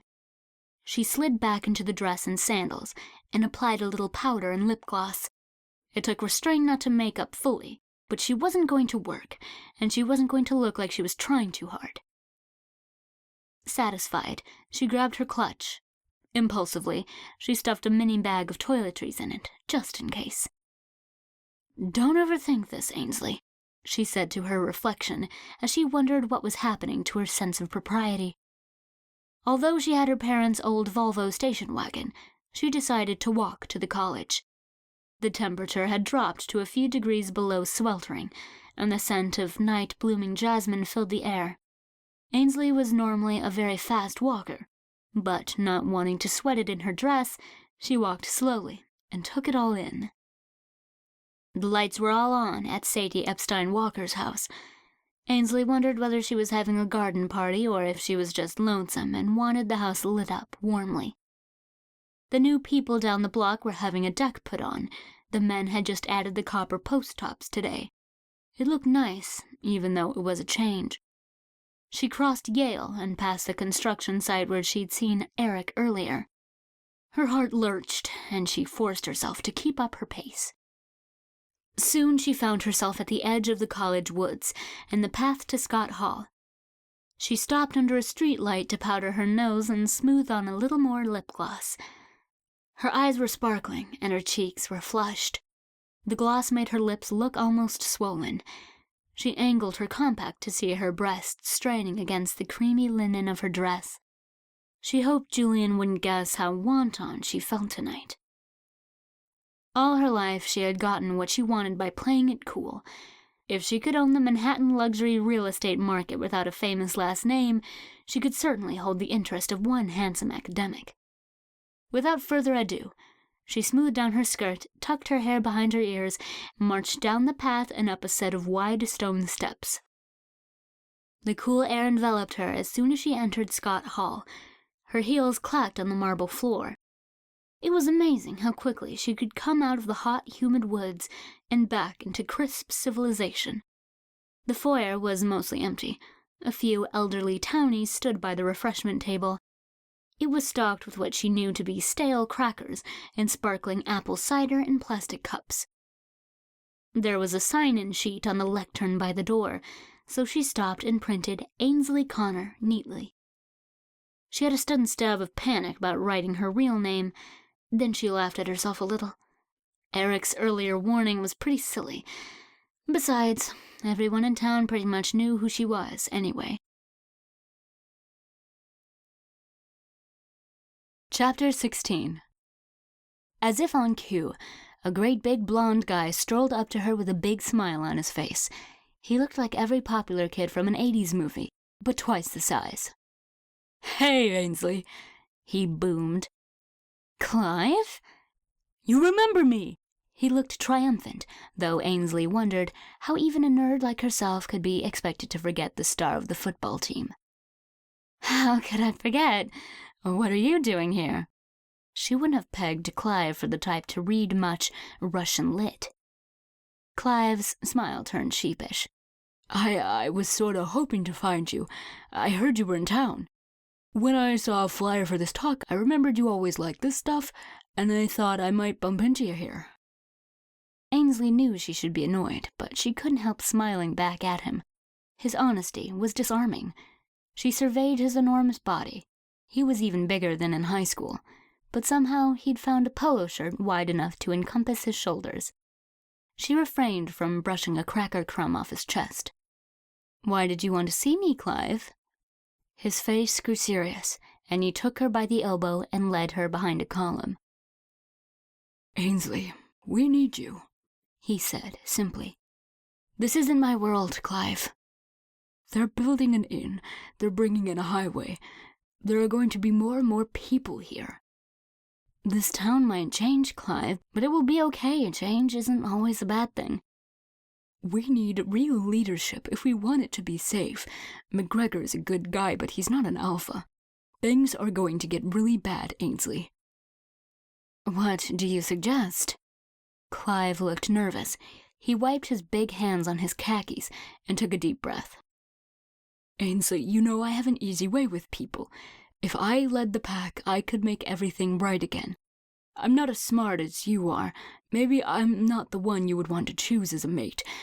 But I would protect this town. You wouldn't have to get involved at all. And I'd do anything to try and make you happy. Wow, nothing like the direct approach. Ansley could see how Clive would be a good leader.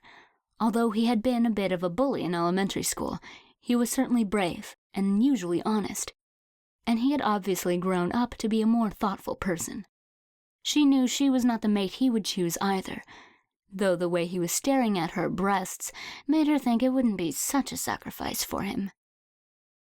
I don't know what to say, Clive. That's so kind of you. But I'm not cut out for this life.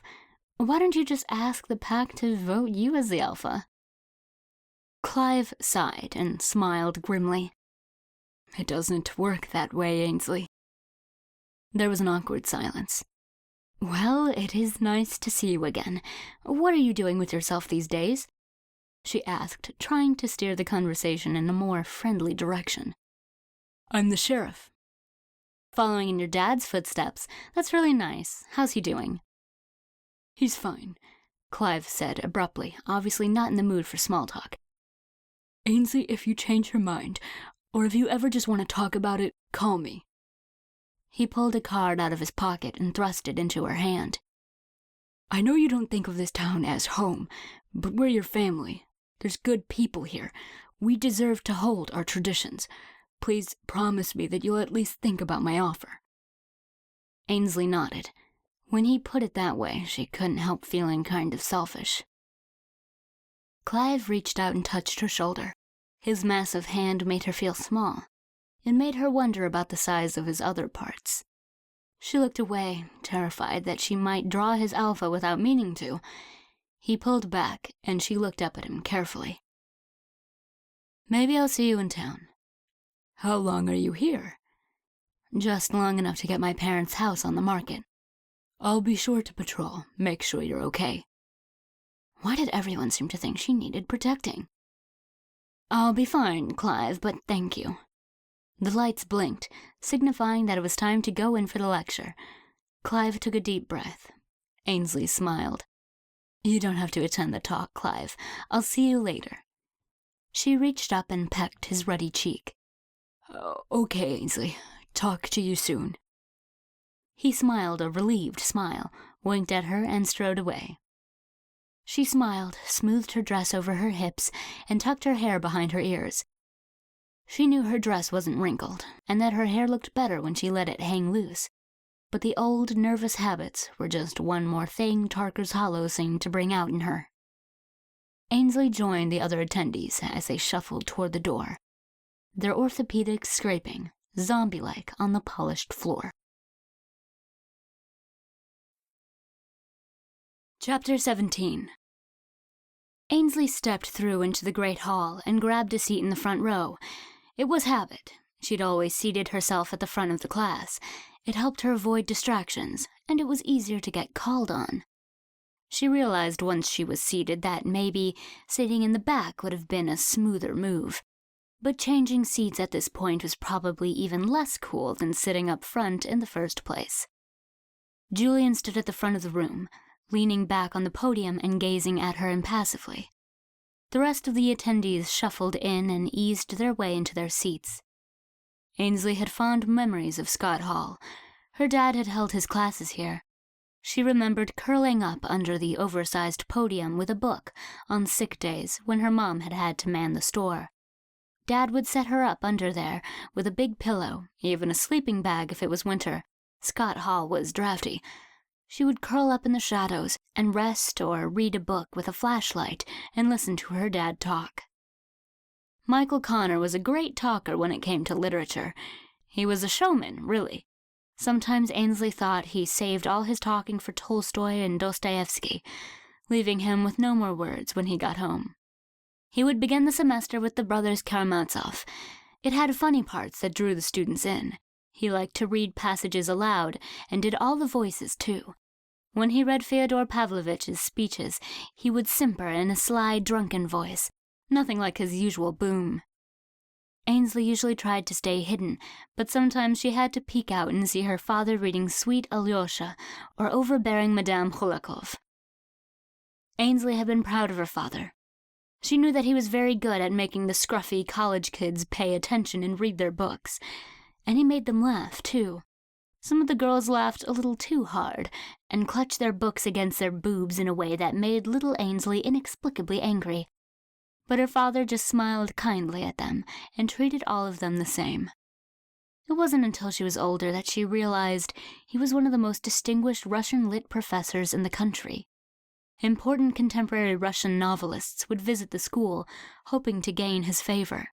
Her father's opinion of them, whether he chose to publish about them or even just add them to the syllabus, meant something. A brief squeal of feedback from the mic jolted Ainsley back to the present as Carol Lotus from the Russian Lit department stepped forward. "Welcome to our talk on War and Peace with visiting Professor Julian Maggie," Carol said in her quavery voice. "Dr. Maggie has just published a new look at this classic, entitled A Sleight of Hand, The Magic of Tolstoy.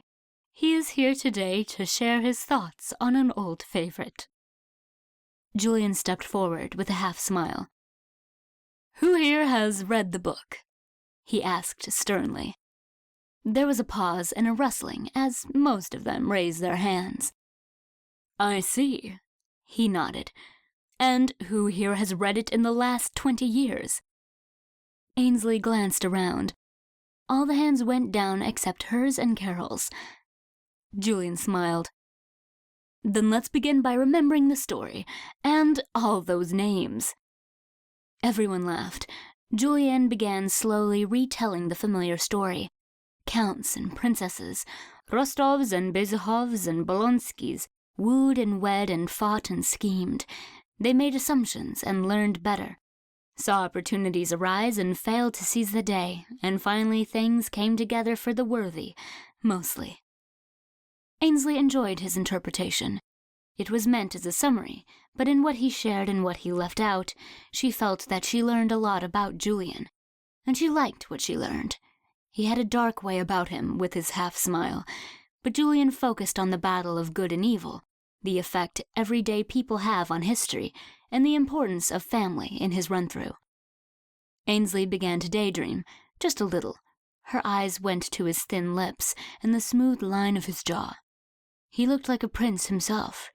His clear blue eyes caught hers. "Busted." "Miss Connor?" His smile was disarming. "Yes?" "You looked like you wanted to make a point about Count Bezukhov and the peasants." Oh dear, she wasn't going to let him embarrass her, but she was damned if she could think of anything quickly, with him leaning back against the podium in that sexy way. "You know, Dr. Maggie," she said, I was just thinking maybe Count Bezukhov and the peasants are similar to the problem of modern gender equality and family dynamics. She pulled that out of nowhere. Hopefully, there were no follow-up questions. He raised an eyebrow. Continue. Shit. Well, Pierre built schools for the peasant children and they learned to read and write. Then they had to go back and work on the farms. Pierre expected them to be grateful for the beautiful schools, but they were angry with him instead. This was because knowing how to read and write was of no use to them on the farms and simply made them dissatisfied with their lives. Ansley paused. She had forgotten how much he loved a good book debate. Julian nodded. 200 years later, women go to school. They spend years studying and pursuing careers, and then most women go on to get married. Women from families who can afford to do so often stay home for a few years with small children. When they are ready to return to the workplace, there aren't opportunities commensurate with their level of education. Those opportunities go to younger workers. They are then faced with being underemployed or continuing on with the role their great-grandmothers had, homemakers. Which begs the question, why all that education? You could hear a pin drop. Ansley knew her theory had about 1,000 holes in it, plus she was pretty sure it was offensive, though she couldn't decide if it was the women or the peasants who should have been most offended. So you're asking what's the point of having an ability if you don't use it? Julian asked. I guess I am. Although, when he put it that way, it hit a little too close to home. Just as she was about to turn purple and scurry away, Julian began to laugh softly. You're quite the rabble-rouser, Miss Connor, he said. Thank you. She managed to meet his eye. He was smirking again. At least we can conclude that you did read the book. Now everyone laughed. Ansley smiled down at her lap and smoothed her dress over her thighs. He might have won this round, but only because she hadn't been paying attention. The talk went on for another hour. Julian had a great perspective on the novel. Ansley found herself hearing new notes on War and Peace she had never heard before. Many of the attendees asked a question here or there, but more and more Ansley saw that Julian was focusing his thoughts on her, looking to her as he made each point, waiting for her to ask a question or add a thought. It was electrifying to share a room with a man who was smart, cultured, creative, and passionate, and one who knew how to get a shirt to the dry cleaners. Ansley was overwhelmed at the possibilities. And the way he looked at her was almost unbearable. Her inner wolf stopped pacing behind its bars and lifted its nose to scent the pure excitement wafting off him. They sparred a few times, and he argued eloquently, though once or twice he lost his patience and ran his fingers through his golden hair as she quoted passages to shoot him down. Ansley knew her stuff, and she wasn't going to pretend she didn't. If he couldn't handle it, she'd rather know now. Oh, but he could handle it. Sometimes he would come back at her with a brilliant point, leaving her with nothing to do but nod. Others he would shake his head and smile admiringly at her, in what she could swear was a pleased way, then raise his hands in concession. At one point in the evening, she heard Carol cough a tiny cough.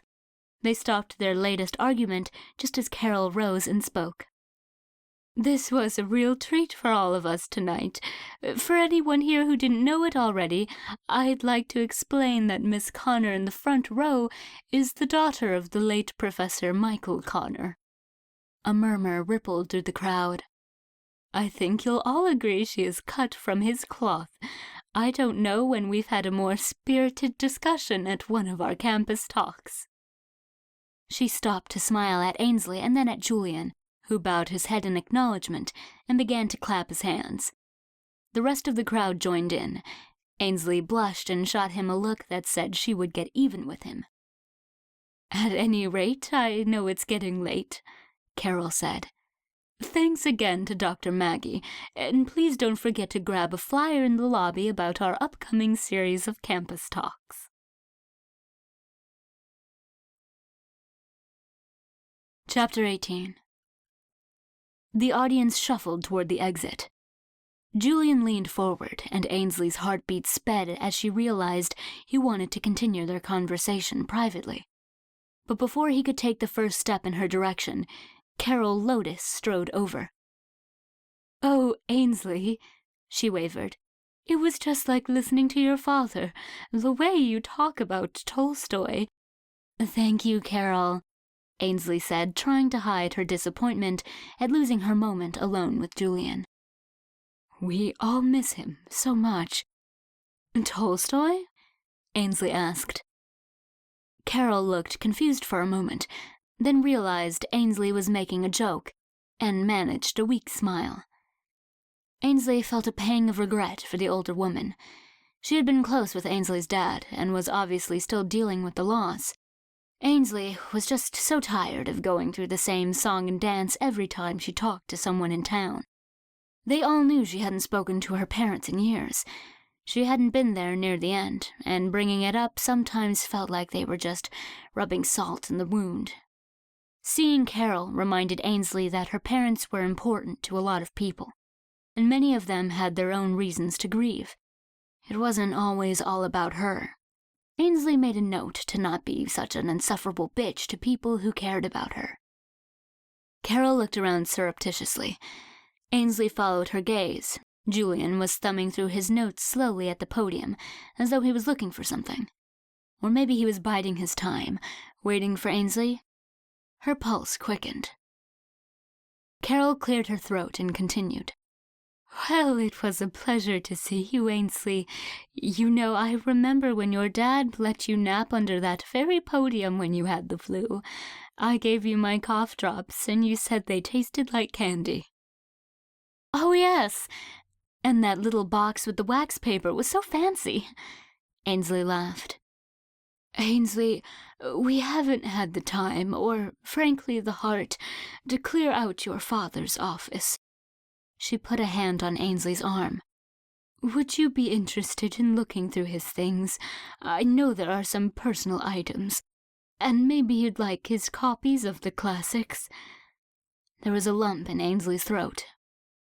Of course, she was overwhelmed with stuff to go through as it was, but the idea of spending time in her dad's beloved office and being allowed to look through his books and notes was comforting. She managed to nod her head. "I'm so glad, dear." Carol patted her firmly on the shoulder. "Let me give you a ride home. My car is right out back, and we can work out getting you a key to your father's office." "Excuse me, Carol," Julian interrupted smoothly. "Miss Connor and I were planning to go for a stroll after the talk. She brought up some ideas for my new book, and I was hoping to hear more." "Oh, dear," Carol exclaimed. "I didn't realize you had plans. Well, of course, Ainsley, we'll find another time to chat and get you a key, dear."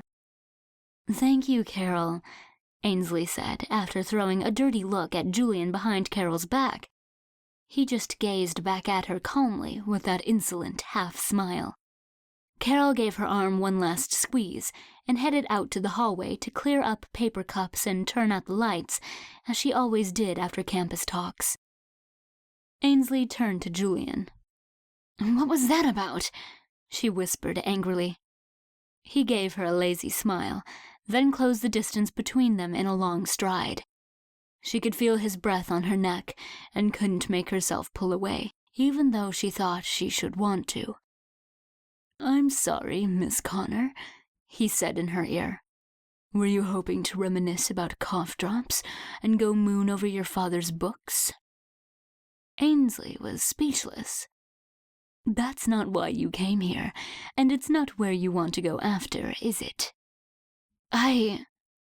Go ahead, smooth that skirt down again, and tell me that you want to ride home in Carol Lotus's Volvo."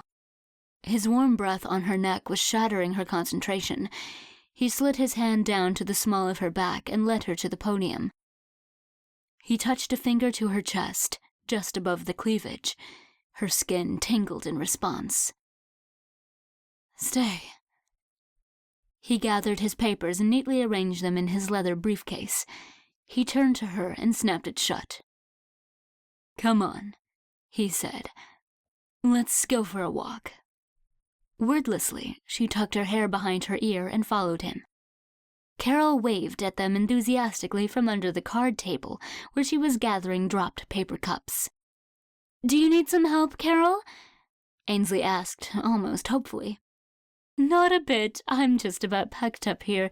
You two enjoy your discussion." They continued down the hall toward the gigantic wooden doors. Chapter 19. Ansley stepped through the door as Julian held it for her politely. A rush of fragrant, humid air met her. They walked together in the moonlight. This was just what Ansley had wanted, but she hadn't pictured being the one off balance. Julian was clearly in control of the situation, and it was exciting and a little scary at the same time. 3 street lamps winked in the velvety darkness, showing the path through the woods. Little Red Riding Hood went off through the woods to her grandmother's house. Only, who was the wolf in this story? Ansley almost giggled. Julian's hand slid down between her shoulder blades to the small of her back again, and she inadvertently shivered with pleasure. "Are you cold?" he asked, letting his eyes trail slowly down her body. Ansley shook her head before she could think the better of it. She was never cold, and that was one of the special things about being a wolf. She always ran hot. Of course, now he knew her shiver was because of his stupid hand. He smiled to himself, and they continued to walk silently. They were nearing the thickest part of the trees. She had a flash from her dream of Brian. These were the same trees. One of them was the one he pinned her against in his passion. Somewhere nearby was where they found his body.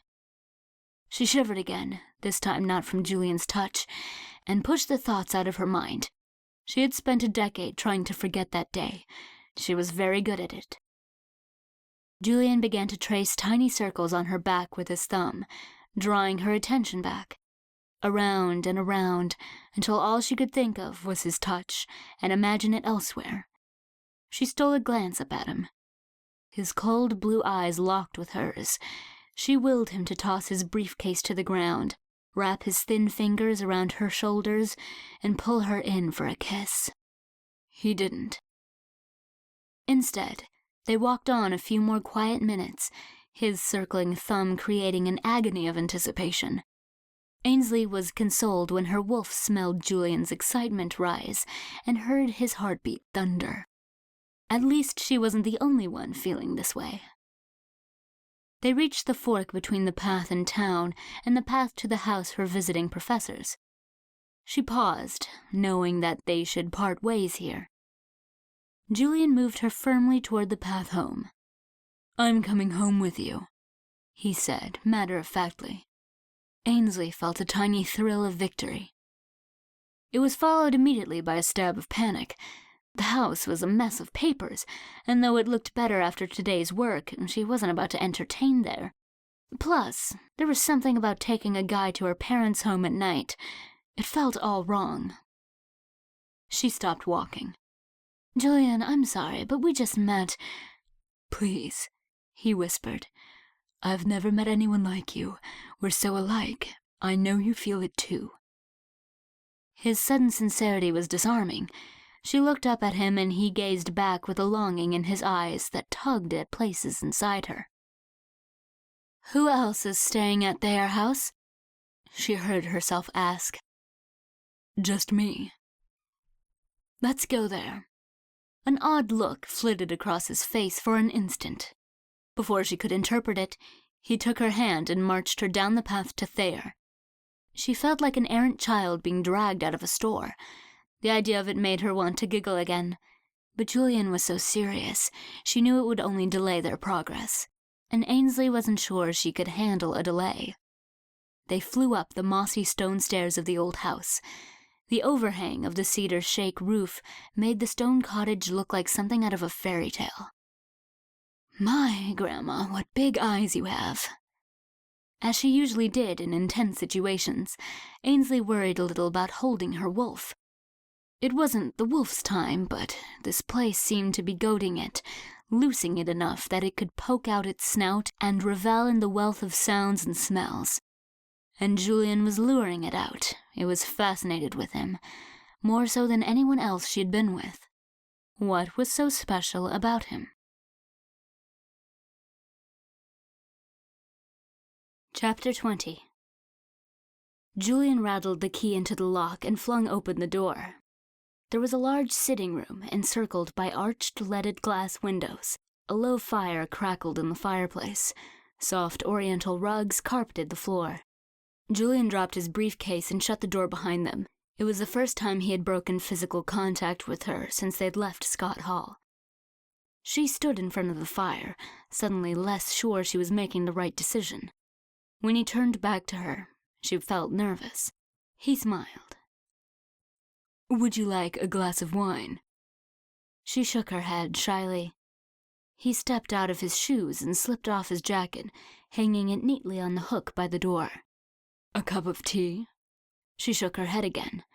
He unbuttoned the top button of his shirt and slowly pulled off his tie, hanging it on the hook over his jacket.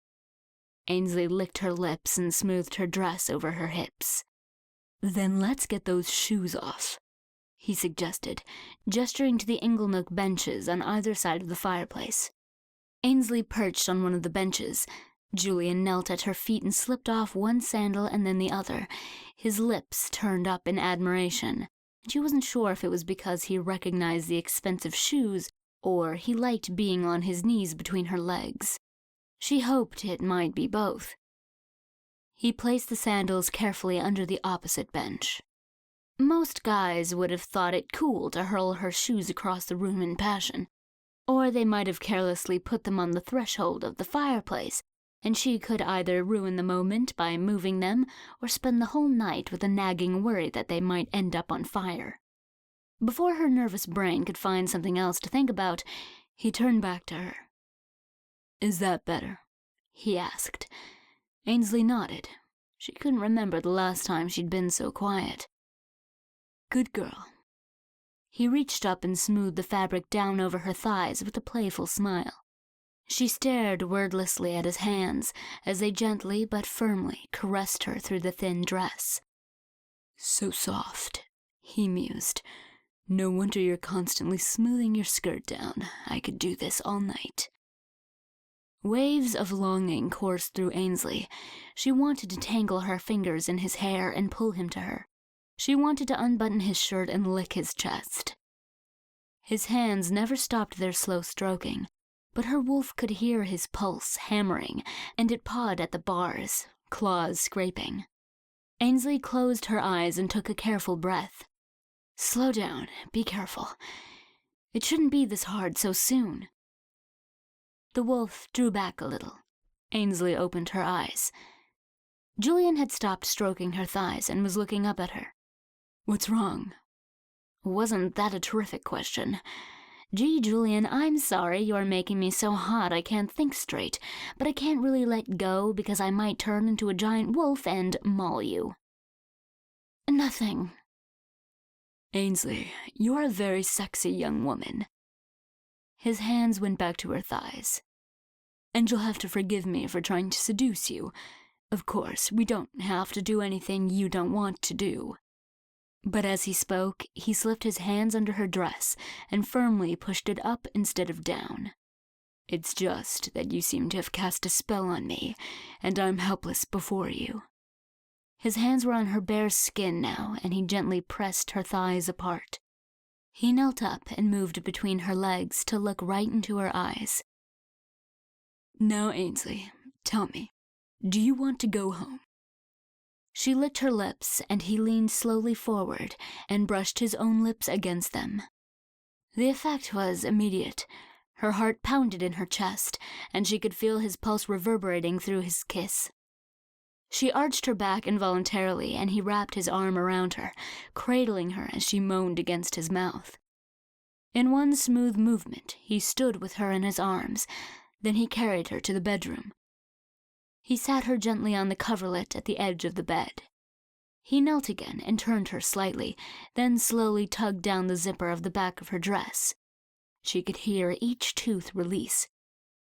She heard the leaves whisper in the trees in the college woods and felt the warmth of each star in the window from their remote distances. He turned her back to face him, then rolled the straps of her dress down. Dipping his hand into the bodice, he allowed his fingers to caress her cleavage as he eased the dress down just enough to reveal her lacy white push-up bra. His intake of breath and the increase in his heartbeat told her he liked what he saw. "So lovely," he murmured, brushing his lips against the tops of her breasts. Her nipples hardened instantly, and she thrust herself forward. "Greedy little girl," he breathed. "Slow down." But he was already peeling down the cups to nuzzle her nipples. She gasped at the sudden pleasure as he circled one and then the other with his inquisitive tongue. With one hand between her shoulder blades, he pressed her back toward him so that she arched into his mouth. With the other hand held down her leg, his thumb circling maddeningly on her inner thigh. She felt the white-hot pain and pleasure of his teeth against one nipple and stifled a moan. He rewarded her by sucking her deep into his mouth. The taste of her seemed to overwhelm him. His hips jerked against the edge of the bed as he groaned into her breast, then turned to the other. Her hands found their way into his hair at last, and she clutched him to her and felt the delicious suction on her other nipple. Her hips began to buck in spite of her attempts at control, but he pressed her down insistently, and she surrendered with a moan. He pulled back to look at her, and she could see his pupils dilate with desire. She could only imagine what she must look like, all wild hair, swollen lips, and stiff pink nipples pushed up over the bodice of her dress. She didn't care, as long as he would just touch her again. He stood them up, pulled her dress over her head, and folded and placed it on the bedside table. He turned to her, and his eyes hungrily took in her curves. The bra pushed up her exposed breasts. Her lacy white panties were the last bit of covering she had, and he was eyeing them. Ansley had always been shy about her body, but somehow she didn't care tonight. She could tell by the way he was drinking in the sight of her that Julian was not disappointed. "Beautiful girl." Her whole body responded with a wave of desire. As he took off his breitling and unbuttoned his shirt, her wolf tilted up its head and howled in frustration. Ansley caught her breath, but managed to stay in the moment. Julian was gorgeous. He had a ballet dancer's physique, thin but powerful and lightly muscled. She stepped toward him, and he froze as she traced her fingers across his chest and nuzzled his tiny nipples. When she caught one in her teeth and caressed the tip with her tongue, he let his head fall backward in pleasure. Then he wrapped a hand in her hair and pulled her away. "Easy," he said, as he unbuckled his belt and let his pants drop to the floor. Then pushed her into the bed on her back. She lay back, praying for control, as her wolf threw itself at the bars, and Julian turned off the overhead light and removed his socks, underwear, and shirt, and placed all his clothing on the chair in the corner. He left on the lamp by the dresser. In the dim backlight, his silhouette looked timeless and youthful. She could see his cheeks swell as he smiled down at her, and she couldn't help smiling back. He fell to the bed, pushing her thighs apart and crawling up between them. He fed on her neck for a moment, then her mouth again, licking and sucking her tongue until she could hardly breathe. His hand found a breast and plumped and kneaded gently. She arched into him, and he let the pad of his thumb graze her nipple. Again her hips bucked against him. She could feel the length of his hard cock against her belly. Her insides clenched pleasurably. He pulled away from her mouth only to descend upon her breasts again. Ansley bucked her hips against him urgently, growing impatient. He pulled back and smiled. Then he drew a trail of light kisses lower, right to the edge of her lace panties. He slid his hands under her hips and pulled her to his mouth. She could feel his breath through the soft cotton. She was so wet she was sure he could taste her through it. "Oh, my poor darling," he whispered. She bit her lip to stop herself from begging him for satisfaction. He traced one long finger along her center, and she was sure he could feel her open for him. He traced it again and again. She could hardly contain herself. He dropped his head to mouth her through the fabric, and she cried out frantically. He cursed softly, hooked his finger under the lace band, and slid off the last vestige of her clothing. Ansley lay beneath him, panting.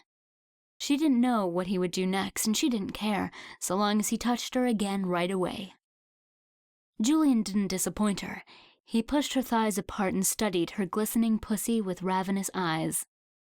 "All the better to see you with, my dear." One long finger traced a line down her, and she could feel herself swelling and opening. He leaned forward, placed a hand on each thigh, and traced the same line with his tongue. Ansley lost track of her own sounds. Julian caressed her with his tongue softly and slowly. He moved to her clitoris until her moans grew desperate. Then he abandoned it to slide up and down soothingly. Ansley tossed her hair against the pillows and tried to lift her hips up to meet his infuriating tongue. Her wolf was slavering and snapping behind the bars. Suddenly she felt one long finger enter her. Her pussy clenched around it convulsively, and she tried to move her hips again for friction. Again, his arm across her hips thwarted her, and she moaned in despair as he eased his finger in and out unhurriedly. "Such a good girl, Ansley," he cooed approvingly. "Do you want to come for me now?" "Yes." "I think we can arrange that," he whispered. Suddenly his mouth was on her again, suckling and tugging on her clit as his finger hooked a spot inside her she hadn't felt before. The pleasure was blinding. Ainsley's whole body went taut. "Please don't stop, please don't stop, please don't stop." She knew the moment before the orgasm took her that she was coming and nothing could prevent it. As the devastating convulsions wrapped her in their endless embrace, she felt ecstasy and finally a woozy relief. Before the last wave of pleasure had left her, Julian was tracing a path of hot kisses up her chest and taking her mouth in his. She could taste herself on him. Just as she began to explore his mouth, he pushed her legs apart impatiently and nudged the tip of his cock against her drenched opening. She opened her eyes and saw he was looking at her with a desire that was almost pain. She tilted herself up to him, and he eased himself into her with a groan. Once inside her, he held her still for a long moment, then drew himself slowly out. Ainsley cried out at the emptiness, and he growled and pushed in and out of her with hard, fast strokes. Her pussy clamped down on him, and he grit his teeth and rubbed his thumb against her clitoris. Ainsley melted under him immediately again. He seemed to lose his resolve then and pounded into her mercilessly as she finished her second climax. Just as she was coming down, she felt him swell inside her. "Ainsley!" he cried helplessly as he jetted and spurted inside her, grasping her hips and pushing himself in deep. When he was finished, Julian stayed inside her and rolled her over on top of him. "Thank you, Miss Connor," he whispered. "That was almost as good as the Tolstoy debate." She giggled. He stroked her back gently with his fingers. They both sighed. Ainsley wondered how she would get out of the sticky embrace and clean herself up without offending him. Sex was lovely in the moment, but if you thought too much about all the bodily fluids, it was not very nice. "You know," he whispered, "I love cuddling, but I'll be happier when I have fresh linens for you to sleep in, and I'm not so sweaty. Would you mind if I showered?" Ainsley smiled a genuine smile. "Me too," she said. "Meet you back here in 15 minutes? It's a date." She headed up to the second-floor bathroom as he went to the first floor. By the time she was showered and back, he had changed the sheets and had a fresh T-shirt laid out for her, as well as a pair of Calvin Klein boxer briefs. She slipped into them and then into Julian's arms. He wrapped a sheet around them. For a long time, she lay against his chest, listening to his heart beat lazily. She was sure he didn't actually expect her to stay the night. It was time to let him off the hook. "Julian, this was lovely, but I should probably head back now. I have a long day tomorrow. I'm sure you do too." She waited for his weak argument, masking a secret relief. She didn't get it. "That is a dreadful and unthinkable idea. Ansley Connor, go to sleep immediately." She was too tired to argue. She fell asleep with his hand softly grazing her back. Her last waking thought was to hope absently that she wouldn't drool on his chest as she slept. Chapter 21. At about 2 a.m., Ansley woke with her heart pounding. Sometimes this happened. It was her wolf. She had restrained it too much tonight. The wolf always liked to run in the night, and now it was insistent. Ansley eased herself out of Julian's embrace and pulled a scented note card and pen from her purse. "Thank you for a lovely evening," she wrote neatly. "I'm sure we'll see each other around town sometime. Ansley Connor." It was a non-committal note, but she didn't want to show her hand too much, and besides, something about all this felt like it was too much, too fast. She slipped out of his t-shirt and shorts and put on her own things.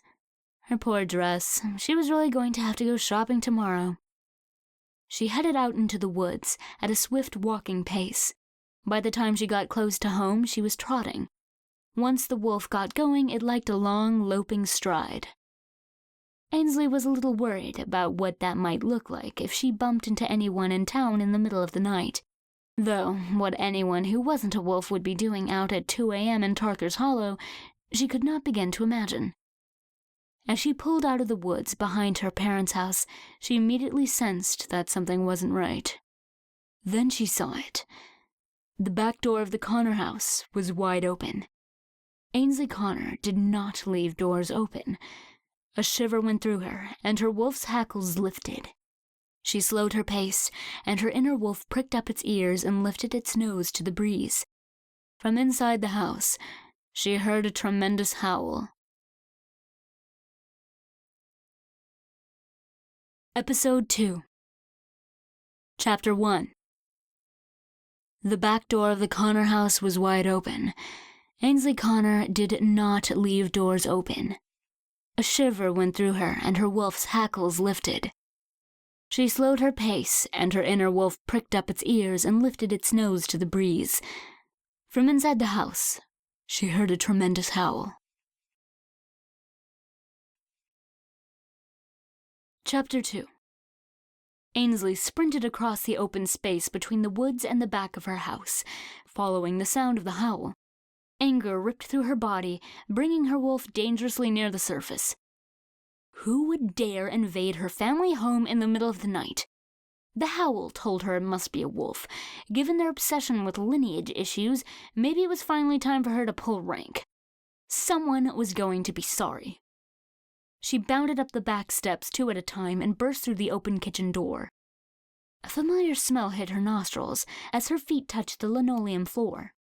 Before her eyes could adjust to the deeper darkness, she felt the presence of a wolf. She froze in her tracks and let her eyesight shift, the wolf's form taking shape before her. The creature was enormous. Even on all fours, it was almost as tall as she was, and black as night. Heat radiated off its form in waves, along with an ineffable, spicy scent. Behind him, a second wolf, nearly as large, had startled at her entrance. It crouched, just near the floor, silvery paws splayed on the linoleum. The muscles in its legs coiled like steel springs, ready to launch the beast in her direction. Fuck! Ansley's breath caught in her lungs, her anger giving way to fear. Maybe this was a mistake. She had expected normal, dog-sized wolves. These must be something different. They made the direwolves of Game of Thrones look like lapdogs. She wouldn't get this big if she changed, would she? She locked eyes with the magnificent black wolf. Their amber depths enveloped her. They seemed almost familiar. Who was he? He blinked and stepped toward her. The gorgeous mantle of his ebony fur was almost hypnotic as it shone and winked in the moonlight filtering in the kitchen window. Before he could take a step backward, he began to change. In one fluid motion, his hindquarters dropped, his neck lifted, paws and tail disappeared, and before her stood a man. A naked man.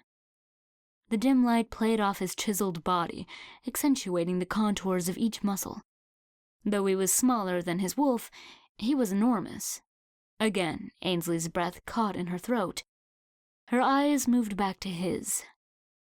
Fuck, again. It was Eric. Eric fucking Jensen. Eric fucking Jensen in her house. What the hell, Eric? Ainsley, thank God. He took another step toward her. His expression was awash with relief. Ainsley's whole body shook. Anger at the intrusion was layered with sudden arousal from the sight of his glorious naked form. Her wolf was very close to the surface. Just under her skin, 10,000 cells hummed and prickled dangerously. Eric's eyes went from relieved to hungry in an instant. His lips parted. The golden haze began to form around him. She shook her head and tore her gaze from his to prevent calling his alpha. As she lowered her eyes, they dragged over his stiffening cock, which was pointed at her like an arrow. She didn't know they even made them that big. He lifted his nose in appreciation. Then he recoiled. Are you fucking kidding me? Had he smelled Julian on her? She froze. Ainsley, Jesus, how could you? He sounded utterly betrayed. She couldn't respond. Her head was pounding. Her senses were still filled with his scent and his warmth. You have one responsibility, to mate with a male from the pack. That's it. The whole town is full of good men, men who care about you, and you choose to fuck around with a goddamned human. His words hit her hard. He wrung each one from his mouth bitterly. She bristled. She could understand why he would be upset if she was out chasing a husband, maybe, but she was just a young woman enjoying herself. It was none of his business. Why was he so upset? Oh, God. Was he jealous? She sought his eyes again without thinking, and found them burning in accusation and something else. Eric's closeness and nakedness hit her again. His smell was intoxicating, and he was warm as the sun. His dark, too long hair dripped with sweat. Again she felt a primal pull, and his skin began to glisten. Not again. Before Ainsley could tear herself away, the silver wolf was between them, and the contact was broken. Eric snarled, but the silver wolf only butted its massive head against his shoulder and continued to pace. Ainsley shook the cobwebs out of her head. Other than breaking into my house and nosing around in my personal life, what do you want? Eric drew in his breath with a hiss. We were out on a night run, just like you. We saw your door open, but there were no fresh tracks or strange scents. We thought something might have happened to you. Oh. Do all wolves run at night?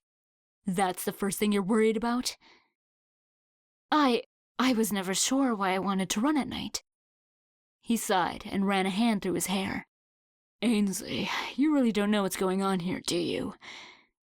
She shook her head. Cressida, check out upstairs, just in case. The silver wolf growled and trotted away.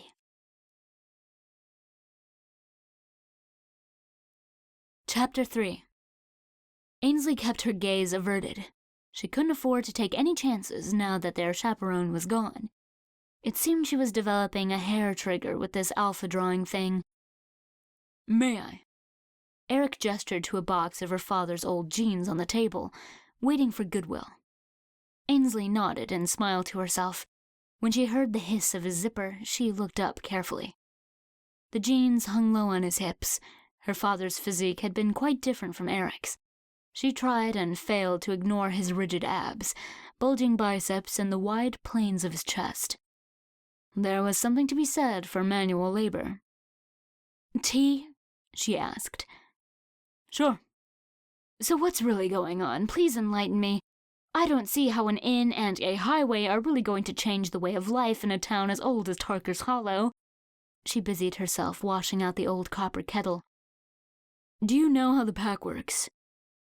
She shook her head and waited for him to get sarcastic. Okay, well, the Alpha is the leader, he began softly. He sorts out minor disagreements within the pack, monitors concealment within the greater community, and plans the future of the pack. More importantly, though, he protects the pack. What do you mean, protects? I mean he protects the pack. He has to be strong enough to fight off any threats. Wow, she tried to picture her dad fighting anything more than a stack of books. There really was a lot about him she never knew. Is that why Mr. McGregor told me he wouldn't be a good alpha? When did he tell you that? Ansley was instantly embarrassed. When I was home for the funeral, he came over to talk about buying the hardware store. He told me he was the beta and asked me to stay here and choose an alpha. Oh God, she couldn't. What did you say? I told him that I chose him. Eric made a choking sound. Ansley whipped around to see him hiding a smile under his hand. Did he? Yes, he did, she said crisply, turning on her heel. Eric began to laugh. It was genuine, without malice. Ansley focused primly on filling the kettle. Then what? He stopped it, thank God. I didn't know what was happening. He told me that I'd have to mate for life for it to work and that my father had someone else in mind for me. Shit. Double shit, triple shit, fuck. Who was that? She couldn't admit that it was him. What kind of tea do you want? Whatever you're having. So, who did your dad want you to choose? Eric, I don't think it matters, seeing as I'm not going to do it. If it doesn't matter, then tell me. Clive Warren, she said before she could stop herself. She turned to see if he would believe her lie. Clive Warren, really? Eric looked disappointed. I guess he's a nice enough guy. He certainly is strong. There was a faraway look in his eye. Ansley almost felt guilty. Yes, but it doesn't matter how nice he is, because I'm not going to... She forced herself to say it. Mate with him. End of story. She turned and reached for the mugs. He laughed again, and the warmth of it was comforting. Anyway, Ansley, the beta assists the alpha and also keeps an archive of the pack's history and bloodlines. He's generally not an alpha type. So pick someone else. The alpha's leadership has to be absolute. This isn't like voting for president and choosing someone else in 4 years if you change your mind. The drawing of the alpha is for life, and packs are torn apart if an alpha is displaced. It needs to be done the right way, so that it feels right and smells right and is right. He paused, and she knew there was more. She placed an Earl Grey in each mug and turned to him again. It seems to me that the wolves of Tarker's Hollow are more than capable of making a good decision and sticking with it. There must be something else. Ansley, you're in real estate. What do you think will happen when the inn comes, and the bookstore, and the highway? She leaned back against the counter, finally in her element. At first, it will be messy, like it is now. Dirt everywhere and neighbors complaining. He nodded. And then? The property values will increase, once for the downtown area and again, much more for the highway. Center City will be 30 minutes by car, 20 minutes by train, so they'll be able to have wine and dinner and walk home. How much land do you think the pack owns? You mean individually? Well, yes, we do own a fair amount of the village individually, but I meant the pack itself. Do you know about the land owned by the pack? Ansley shook her head slowly. To begin with, we own the woods on the south side of town, and the apartments on Drexel. Nice. We also own the apartments in Princeton and a majority share on the co-op grocery. We own all 7 parks, though we lease them to our town for $1 per year, and we own the woods. He paused. You already said the woods. Ainsley's head was spinning. I mean the college woods and all the college property. What? That's impossible, she murmured, grasping the counter behind her with all her strength. It's not impossible. Your great-great-grandfather brought the college out of ruin during the Great Depression, but he made them sell him all the land. He gave the college a 75-year leasehold. Ainsley's knees felt weak. She gulped for air. I'm going to wager that you would say the pack has some pretty impressive assets, correct? Yes, she nodded, relieved to focus on trying to figure out how to go about calculating the value of all those acres. Anything to distract her from Eric's own impressive assets. The college literally occupied a third of the town's land, and the woods went on for miles. Did you know that there are wolves in other places? I never thought about it. Well, there are. There's a federation that the packs from all over the country report to. There are bigger, stronger, richer packs than ours.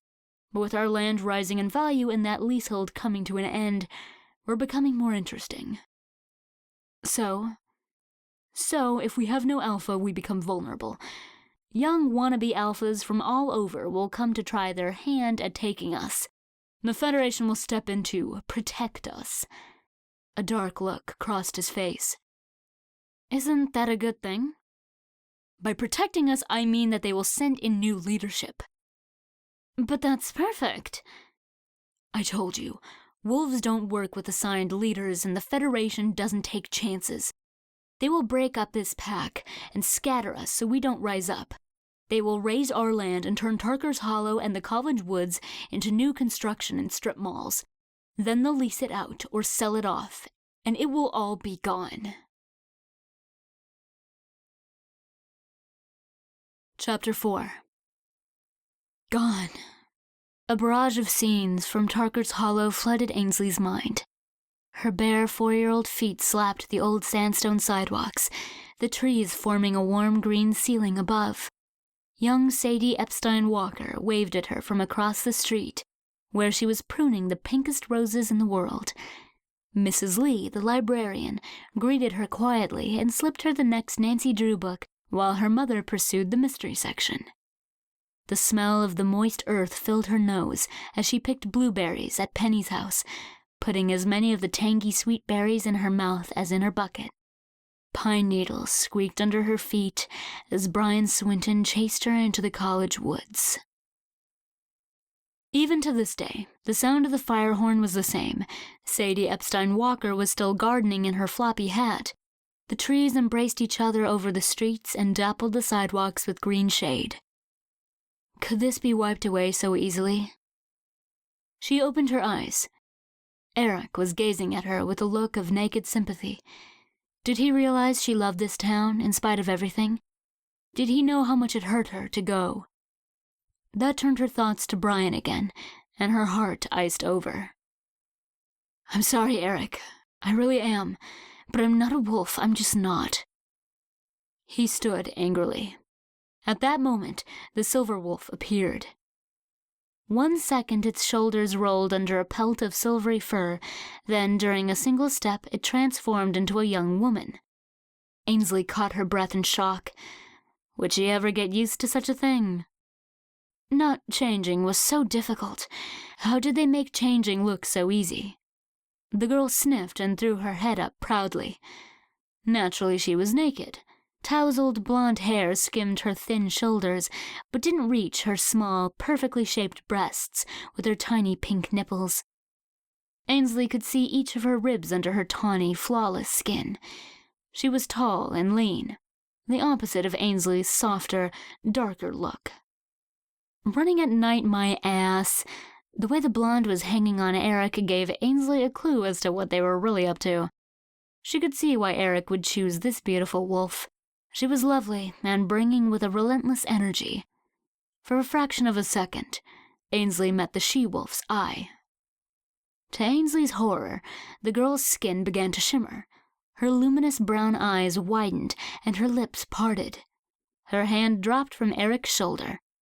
Ainsley could hear the girl's heart banging frantically in her chest. The kettle whistled and Ainsley managed to break eye contact. Quickly, she busied herself pouring the steaming water into the mugs. Fuck. Ansley willed her heart to beat slowly. She knew the girl didn't like her. Now she was surely going to laugh at her and tell Eric that Ansley was a giant slut, trying to draw every wolf she met, male or female. Chapter 5. Eric's heart almost stopped, the way Ansley and Cressida were looking at each other. Cressida was a low-ranking female, and females weren't alphas anyway. He had to be going crazy to think that Ansley could draw an alpha out of Cressida. Lust warred with jealousy in his chest, and he struggled to tamp them down and forget he'd seen what he'd thought he'd just seen. It was impossible. He forced himself back into the moment. What the hell, Cressida? Eric sighed. Could you maybe say hello? Ansley turned. She seemed to be purposefully looking down, away from Cressida's eyes. That left her looking straight at the she-wolf's stiff little nipples. Eric's suspicions were at least partly confirmed when Ansley blushed and looked away. Hello, Cressida said in a low purr. Hi, I'm Ansley. I know who you are. Would you care for some tea? Cressida gave Ansley a slow smile. Nope, I think I'll be going now. Eric? Ainsley was clearly squirming. Ainsley, I think we've taken up enough of your time. Call me when you're ready to talk more about the pack, he heard himself say. She shook her head, but pushed him a sweet-smelling little notepad and pen across the table anyway. You will want to talk more. There's no point trying to run away, he said as he scrawled down his number. And I saw your ad on neighborly.com. You can take it down. My crew will be here at 5 to take care of anything you need. Thank you, Eric and Cressida, for checking on me, Ainsley replied in an annoyingly formal way.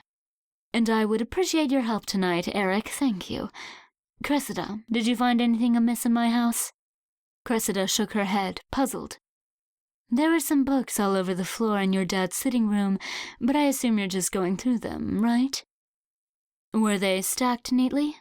Ainsley asked. No, they were all over the place. Did you not leave them like that? Ainsley was pounding up the stairs in an instant. Eric followed her, taking the stairs 2 at a time. They threw open the door to the study.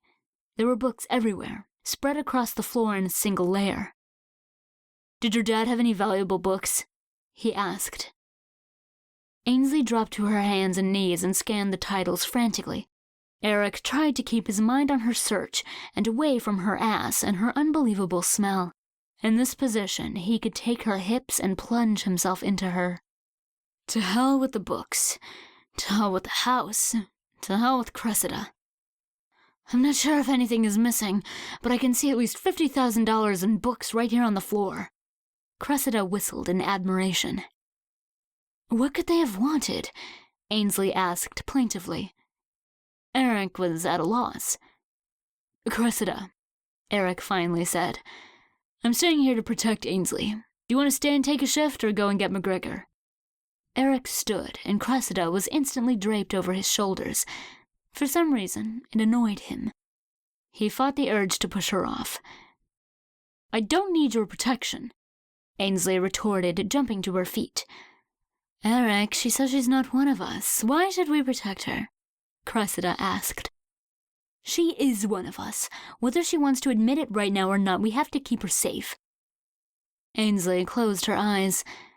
Get out, please. I don't want you here, she said. Before Eric could decide what to do, Cressida turned on her heel, dropped seamlessly into her silvery wolf form, and trotted down the stairs. He heard the sound of her claws on the kitchen linoleum as she headed out the back door. Ainsley, Eric tried once more. Eric, please go. He unbuttoned her father's jeans and loved the way she caught her breath before she realized that he was just returning them. His hand touched hers for an instant as he handed them over, and he was sure she couldn't have missed the electric shock between them. But her eyes were cold. He sighed, and by the end of the sigh, he was a gigantic black wolf again. Ainsley looked searchingly into his eyes. Before he could think better of it, He affectionately bumped his furry head into her perfect breasts. Then he leapt down the stairs and loped into the night.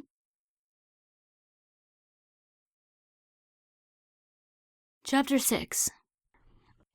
Ansley was alone again. She padded downstairs and closed and locked all the doors. In all the time she had lived in this house, her parents had never locked the doors. Maybe it was time to start. She returned to the study and snapped a quick picture of the mess with her iPhone. Then she organized the books into the stacks she had created earlier in the week. Nothing was missing. She was still filled with a helpless anger, but there was nothing left to do, so she got ready for bed. As she slipped between the sheets, too furious to go to sleep, she thought of Eric. His arrogance of thinking he could tell her what to do, his muscular shoulders, his assumption that she was a frail thing that needed protection, his deep, kind eyes. Her thoughts of Eric continued to war as she drifted off. Chapter 7. That night, the dream returned. Something was different.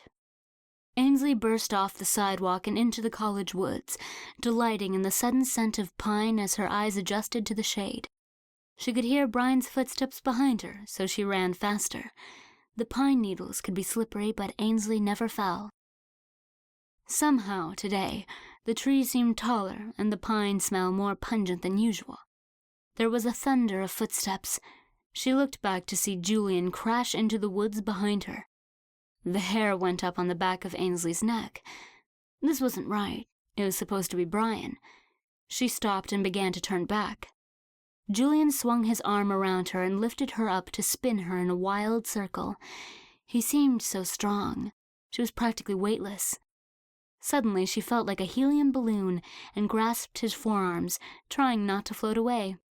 He laughed and she looked into his eyes. The color was off. They were like blue fire. He set her down and flung his backpack to the ground. "Well?" He raised an eyebrow. She slowly slid her own backpack off her shoulders and placed it down. He was watching her, the electric blue of his eyes glowing oddly. What was wrong with him? "Julian, I don't think this is a good idea." The woods around them darkened. Ainsley shivered. "Poor darling, you're cold. Let me warm you." His smile was sincere, but his eyes were all wrong. She backed up a step. "I'm okay." "Ainsley, what's wrong?" "What's happening to your eyes?" A fleeting look crossed his face and was gone. "It's the light, Ainsley. Your eyes are glowing too." He took a step toward her. "You're beautiful."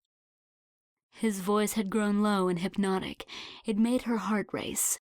She stepped forward to meet him, expecting soft, teasing kisses. He surprised her by pushing her into the tree at her back. The bark pressed its fingers to her shoulder blades as his insistent mouth claimed hers. He ran his hand down her ribcage and let his thumbs brush over her nipples. The unexpected thrill of pleasure made her gasp. He pressed his lean body against her soft one, and she could feel the length of him harden against her hip. Another shiver of desire ran through her in response. She pressed her breasts against his chest and ran her nails down his lightly muscled biceps. He growled in excitement and devoured her mouth again, rocking the bulge against her helplessly. Suddenly, Ainsley could hear the clink of silverware at the inn restaurant. She could smell the exhaust from the cars on the highway just outside town. She could taste the rain in the air. A storm was coming, 100 miles away. What was happening? Everything seemed familiar, but it wasn't right, like a bad imitation. She began to cry. Sobs racked her body. Julian pulled away. "Ainsley, I'm sorry. I know you're a nice girl. We don't have to do this." She heard herself say, "Julian, being here like this with you might just be my favorite thing." Her arms went around his neck and she grasped his bottom lip with her teeth and suckled gently. He surrendered with a growl and took her face in his hands.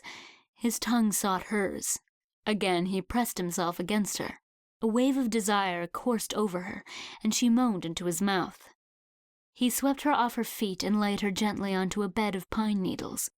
He lay down next to her on his side and stroked her from her rib cage down to her hip, his azure eyes searching hers. She could feel each individual pine needle under her, but she couldn't feel the cold ground, and she didn't care any more about the color of his eyes. She only cared about the heat of his hand as it traveled the length of her body. She arched her back, offering her breasts. He responded immediately, cupping her right breast in his hand reverently. She watched as his thumb brushed over the nipple again, and his lips parted in wonder as her nipple swelled, popping over the demi-cup of her bra and pushing against the fabric of her thin t-shirt. Ainsley's head fell back on the pine needles as he mouthed her nipple through her cotton t-shirt. The sensation was overwhelming, and she felt it all over at once. Soon the muted contact was not enough for him, and he lifted her shirt. She helped him slip it over her head. Her breasts ached as he pulled away from her to remove his Tarker's Hollow high t-shirt. His lightly muscled body was graceful, yet powerful. He gave her no time to admire it. Quickly, he dipped his head down to nuzzle and kiss her breasts gently. She clutched his hair, pressing him to her. He responded with gentle sucking. The moan that escaped her immediately seemed to give him confidence, and he drew harder. Ainsley could see stars. Her skin prickled all over. She felt too big for her body, and she could hear Julian's blood pounding through his veins. The scent of his arousal burned in her nostrils. When he pressed against her side, she could feel his erection through their clothes. She began clawing at his jeans, trying to remove them. They groped at each other frantically. Their shared lack of experience slowed progress, but in the end passion won out, and all their clothing was spread around them. Julian lay on top of her. They were both naked and shivering with desire. By this time, Ainsley was half mad with lust and a horrid crawling feeling. She was sure as soon as he was inside her, the fire would be assuaged. Wasn't that how it was supposed to work? She shifted her hips to meet his, and he found his way to press against her most sensitive spot. He tried to be gentle, but in the end he had to push hard against her to find entry. He gasped as she received him.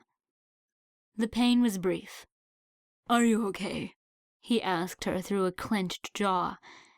She smiled tightly and nodded. When he was fully inside her, she shuddered in ecstasy, but the crawling feeling grew instead of receding. Her teeth began to ache, and her skin rippled unnaturally over her muscles. Julian was too lost in sensation to notice. Tiny beads of sweat formed on his forehead. He thrust slowly, but his restraint was costing him. Soon he would lose control, and Ainsley knew it would be over. Hoping to end it quickly and escape that wretched pull, Ainsley lifted her hips and raked her nails into his back. "Easy," he pleaded. She responded by latching onto his neck and sucking his salty skin. "Ainsley!" He grasped her hips and ground himself into her, unable to contain himself. She could smell the blood throbbing in his cock and hear the semen teeming and buzzing to be released into her. The pain inside her was entirely gone. There was only the strange nauseous pull and the sharp honeyed pleasure warring for her attention. He shifted his weight and found a different angle inside her. The pleasure in Ainsley flared and washed over her. She soared and exploded like a firework. Every nerve ending was sparkling. She cried out in her ecstasy. Julian swelled inside her immediately, his blue eyes sparkling with anticipation. But Ainsley's pleasure had dissipated, and now all that was left was the roiling crush of the nasty thing that consumed her. It all happened in an instant. She felt her body expand. It felt like the first stretch after sleeping late on a lazy Sunday. The relief was exquisite. The glimmer in Julian's eyes turned to terror. His mouth gaped open. She pushed him off her effortlessly, and hardly noticed as he ejaculated into the air. Her eyes were focused on his throat. He hit the ground hard on his back. The fall had knocked the wind out of him, and he made the sound of a creaking door as he struggled for air. His oblivious cock was still convulsing and shooting out liquidy webs that covered his belly. The veins in his neck were bulging. Ansley pounced. Her paws framed his head. The smell of his fear and pain filled her muzzle. The cocktail of weaknesses was dizzying. She lifted her head and howled a note of triumph before biting down on his neck. Her canines sank through his flesh effortlessly. She was rewarded with the mewling, gurgling sound of his wordless pleas. Then the first shot of blood hit the back of her throat. Its coppery warmth spread down her chest and into her belly. Her whole body sang with happiness. She dove into him again, enjoying the spectrum of texture. The soft, buttery flesh, the bone that worked her vice-like jaw, but most of all, the seemingly endless waterfall of blood. An alarm sounded in the distance, reverberating in her sensitive ears at an awful pitch. It was too far off to be a threat to Ainsley's prize, so she ignored it. He sputtered once or twice and was out. The game was too easy, but the prize was so delicious. She lapped the sweet ambrosia from his neck. The alarm jangled again. She shook her head and her lean muscles rippled down to her tail, but she couldn't escape the horrid sound. She batted at her ear with a paw. Her paw was caught in a tangle of long human hair.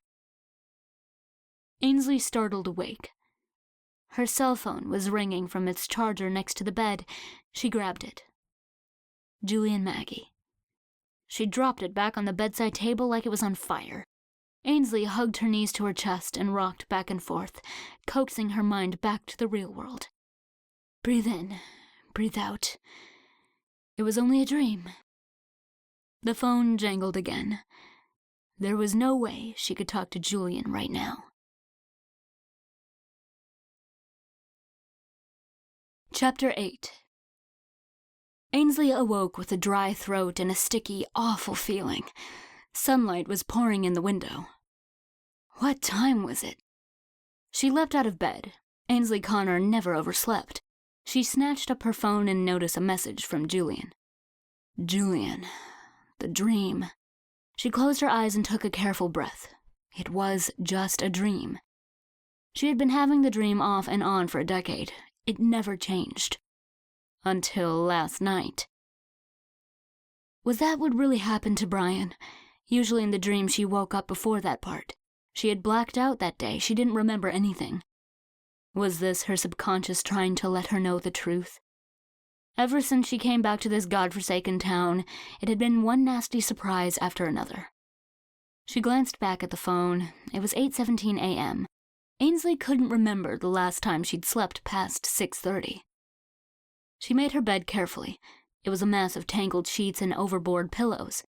But when she had finished, there was no more physical evidence of a troubled night. She picked out a pair of faded jeans and a pink Timberwolves t-shirt from high school and glanced at the logo in the mirror. Tarker's Hollow Timberwolves. Subtle. It was certainly going to be a shopping day. She headed to her parents' bathroom and turned on the hot water.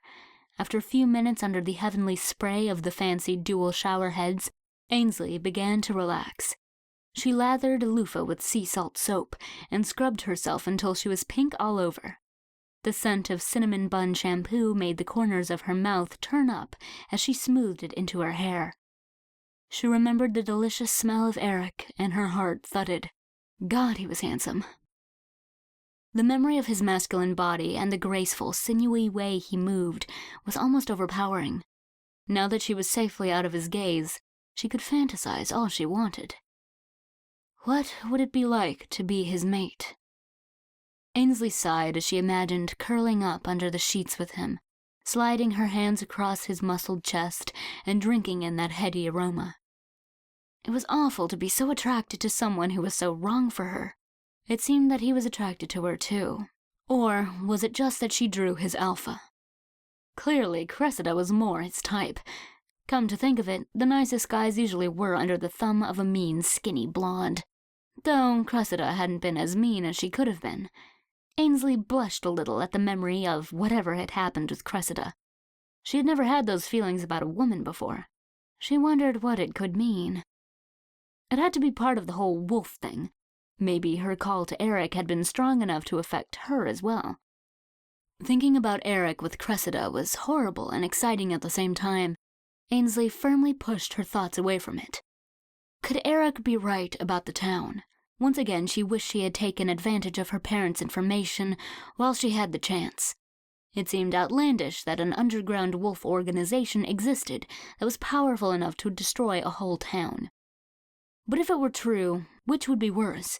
To let them take the town, or to surrender to her wolf and become a bloodthirsty murderer at every full moon? Ansley thought again of last night's dream and repressed a shudder. The water beat down to rinse away every bubble. She imagined the thoughts of the previous night swirling down the drain alongside the lather, and felt a little more normal. It was natural to have weird, crazy dreams at a time like this, wasn't it?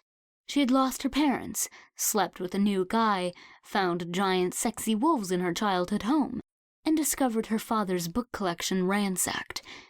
If she wasn't allowed a super weird dream last night, then really, who should have those dreams? She smoothed on her honeysuckle lotion. Somehow, the only underwear she had brought was sexy stuff, so a layer of thin satin and lace went on under her old jeans and t-shirt. She dried her hair, then brushed it until it shone and put it into a ponytail. Once her diamond studs slid into her ears, she was feeling like herself again. Ainsley's skin had always been blessedly clear. Her large, dark eyes and dark hair gave enough contrast that a bit of sheer powder and tinted lip gloss were enough for a day of shopping. It was odd to lock the doors for a daytime trip. Ansley walked all around the house, securing the porch and patio as well as the back door. As Ansley considered that each window on the porch was large enough for a person to walk through, and none had working locks, she realized she ought to call the police to establish that someone had been in the home. She sighed and looked at her watch. It was already 9:30. Who knew how long it would take to file a police report? But it had to be done. The tiny police station picked up on the first ring. Tarker's Hollow Police, fire an ambulance. What's your emergency? Hi there, this is Ainsley Connor. It's not an emergency, but someone has been in my house. Ainsley, is that you? Yes. It's me, Dale. Are you okay, honey? Did they take anything? I'll send someone right over. Yes, I'm fine, Dale, thank you. I hope you don't mind me saying so, but I don't know if you should be staying by yourself these days. Does Margie have a room to let? Dale was an elderly man. It was odd to realize that he must be a wolf.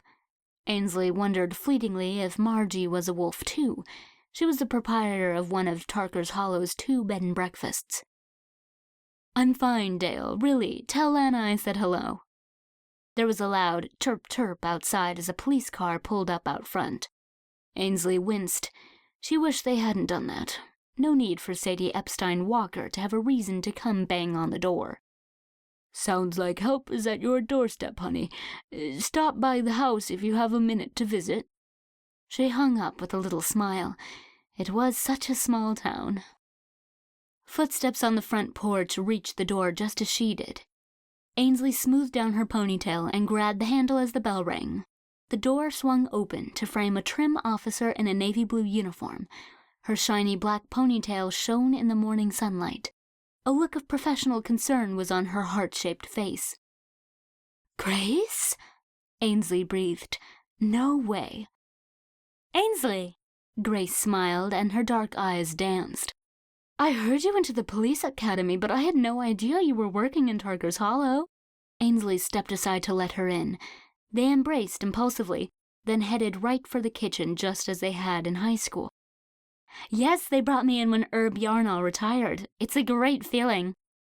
Grace sat in her usual spot at the oak table, and Ainsley rummaged in the fridge for something fancy to drink. When they were younger, Mrs. Cortez had never let Grace drink anything but water or milk at home, so she adored the apple cider, lemonade, and flavored teas Ainsley's mother kept around. Ainsley hadn't been grocery shopping since she had got home, but there was a bottle of mint honest tea in the door of the fridge. She held it out to Grace, who nodded enthusiastically. I would have thought you'd set your sights higher than Tarker's Hollow. You were valedictorian. You gave me a run for my money, though, didn't you? Grace joked. Ansley filled 2 mason jars with ice and opened the tea bottle. Seriously, though, I don't mean to be rude, but... Ansley, I love this town, she said simply. There is nothing I want more than to protect it. And maybe one day I'll raise my own children here. You didn't get married yet either, huh? Ansley asked, glancing at Grace's bare ring finger. Juan Cortez is enough of a mouthful. I don't know if I can add another. Grace had a love-hate relationship with her hyphenated name. Her parents had adopted her from China when she was only a year old. To honor her nationality, they'd given her the surname of her biological mother, hyphenated with their own last name. The Cortez family tree's roots were in Mexico. No way. You'll just make Mr. Right take yours.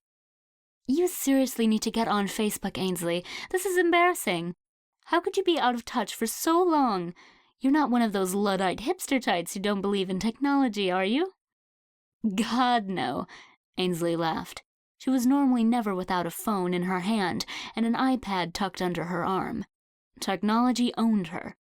There were times when she felt like her MacBook Air was an extension in her lap, and she was more machine than woman. This trip home was a welcome relief from all those screens. Then why no Facebook? Grace teased her with a pretend sad face. Ansley poured. The ice cubes crackled as the tea hit them. It's complicated, she explained. Mostly it's because in my job I can't have a public social life. She sat down in her usual spot, opposite Grace, and put down her own cup on the ring that had marked the space for her drink ever since she could remember. I think I may know why else, but that's not why I'm here today. Or is it? Ansley froze and looked into Grace's eyes. She hadn't lost touch with Grace by accident. Ansley never had the heart to share what she was. She wouldn't have been able to bear the look of disappointment from her childhood friend. Grace held her gaze. Her expression was dead serious. Grace, you know that Tarker's Hollow is a special place. Do you know how special? Ansley asked carefully. When Bjarnal retired, the chief had an appointment decision to make. He needed to bring in someone new and trustworthy. My loyalty was tested, and I did not come out wanting. If you're asking if I know what happens in this town at the full moon, the answer is yes. The wind went out of Ainsley's lungs. So, with that in mind, Grace said crisply, can you tell me what happened here? When did you discover that someone had been in the house? Ansley went through the events of the previous evening, leaving out just a few choice bits. Grace took careful notes. As far as I can tell, nothing is missing, Ansley finished. Maybe it was just kids sneaking in here on a dare. Grace nodded and brushed an invisible fleck of dust off her thigh. Ansley recognized her friend's old tell. You think it's serious, don't you? You're not just anyone, Ansley, and those aren't just anyone's books. May I see the room? Sure. They ascended the steps quietly. Grace's eyes took in every detail. When they reached the study, Grace pursed her lips. Ansley, did you reorganize these books? Uh-oh. Well, yes. Ansley smoothed her ponytail. I needed to know if anything was missing. Why didn't you call last night? Because I was mad with Eric? Because I'm a big bad wolf and I'm not afraid of anything? I don't know. It seemed silly to call when nothing was missing. It's not silly to call. You've already disturbed any evidence that might have been here.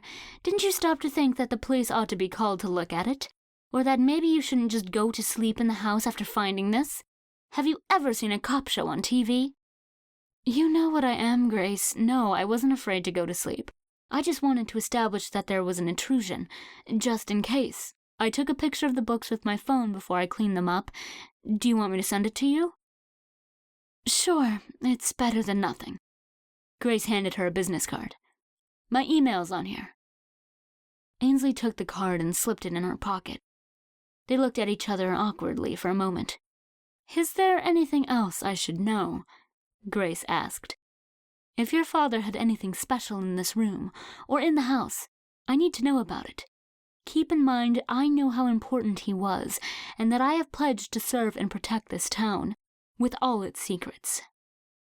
Grace, you probably know more about my father and his secrets than I do. You left in a hurry, but you must have asked questions first. Ansley shook her head ruefully. I didn't, and now I can't. The finality of it hit her again, and tears prickled her eyes. To her credit, Grace didn't try to hug her or comfort her. The young officer's presence was soothing. Ansley could hear her heart beating and the smell of mint tea on Grace's breath and the musk of a single dog hair on her uniform pants. Labrador? No, German Shepherd. Grace hesitated for a moment, like she was trying to decide her course of action carefully. Maybe you can, Grace suggested softly. Ainsley's head snapped up. What? Tarker's Hollow is unusual even when there isn't a full moon. But I shouldn't really discuss it when I'm on duty. Let's just say I might know of a way you can ask your parents a few of those questions. Unless you can bring back the dead, I don't see how that's possible. Grace was silent. Grace, you can't mean, no, I can't bring back the dead. But sometimes I can open up a line of communication. Ansley couldn't think of anything to say that wouldn't show her disbelief. Who would think that Grace Quan Cortez would turn out to be a flake? Grace must have caught the look in her old friend's eyes. Ansley, you turn into a giant wolf once a month. Are you really in a position to look at me like I'm on the cover of the National Enquirer? Fair enough. I'm sorry, Grace, it was just a long night. What exactly are you saying you can do? Why don't I come back when I'm off duty and we can talk about it? I don't know, Grace. I'm off all day tomorrow. You have my card. Text me. It would be good to catch up either way.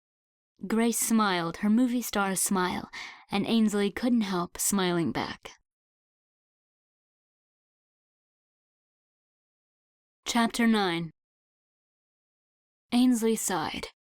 She had promised herself that she would spend just 10 minutes breezing through work email after Grace left, and then head out shopping. Nearly half an hour had passed, and she had just finished skimming the mountain of messages. It seemed that although her clients thought her stand-in, stupid Zach Grants, was great, they all wanted to check in with her on just one little thing. Ansley prepared a quick spreadsheet with suggestions for damage control on the little things that really mattered and emailed it to her broker. Then she shut the laptop and plugged it in. As soon as she stood, she felt dizzy. It was 10 a.m. Had she really not even had breakfast yet? As she tried to remember, her cell phone rang. It was Julian. Again. She dismissed the call. Even though she knew the dream was just a dream, the whole thing was still creeping her out. She'd feel better after a meal, probably. Ansley grabbed her bag, turned off the lights, and locked the doors. Surely she would smell any intruders. Her senses seemed to be heightened in Tarker's Hollow. Ansley froze. Why hadn't she smelled an intruder? She closed her eyes and inhaled deeply through her nose. She smelled herself, Grace, Eric, and Cressida. There was a softer note of her parents, her younger self, the mailman, the plumber, the guy who serviced the heater, and the faculty and students who used to visit.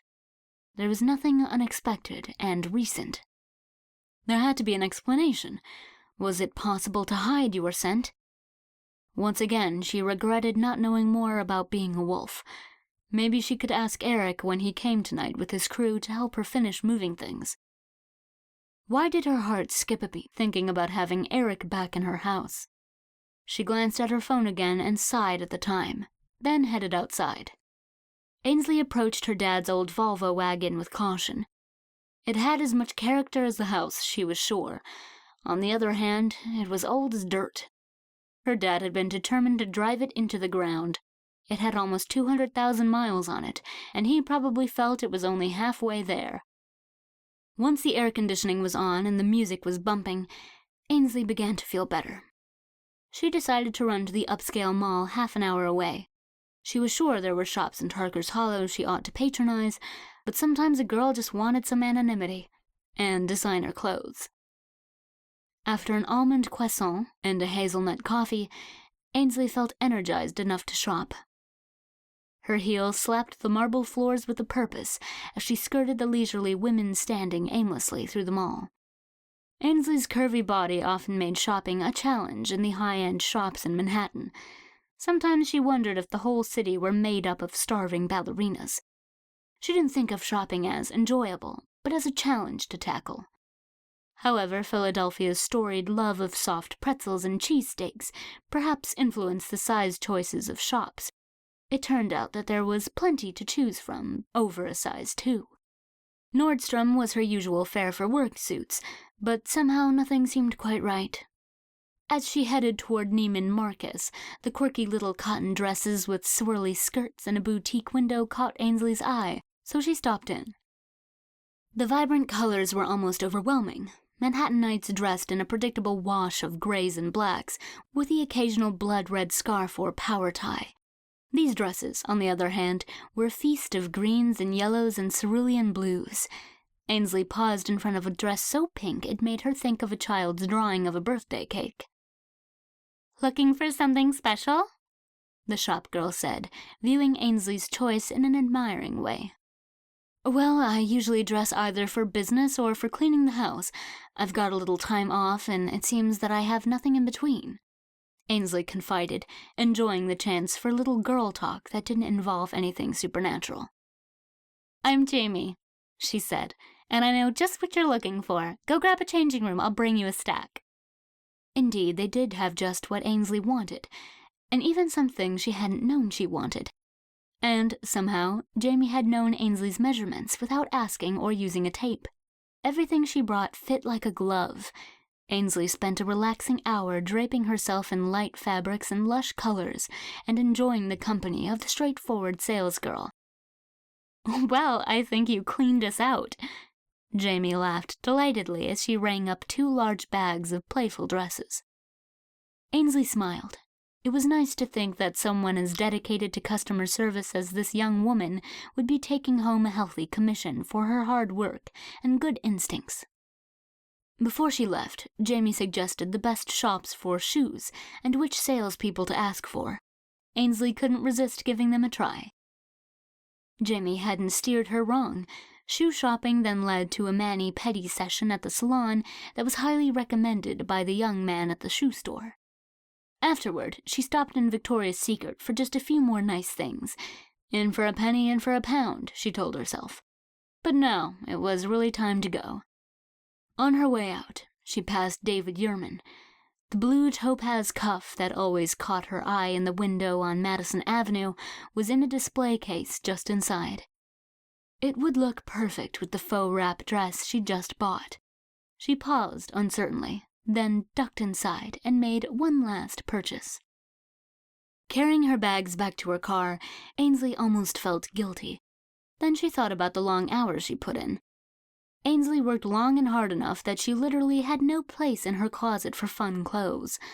Well, that was going to change, at least for a couple of days. If she had to deal with wolves and who knew what else, she was going to look good doing it. The Volvo started up right away. The radio played all the right songs, and the traffic was light. The trip back to Tarker's Hollow was the capper to a perfect morning. Ainsley hopped out of the car humming. As she carried her bags inside, the phone rang again. Julian. Chapter 10. No matter what he did, Eric could not get Ainsley Connor off his mind. He hadn't slept much. He tossed and turned and thought about her eyes, her soft body, her luscious smell. Everything at the site this morning seemed to be going smoothly, leaving him too much time to think. Clive Warren.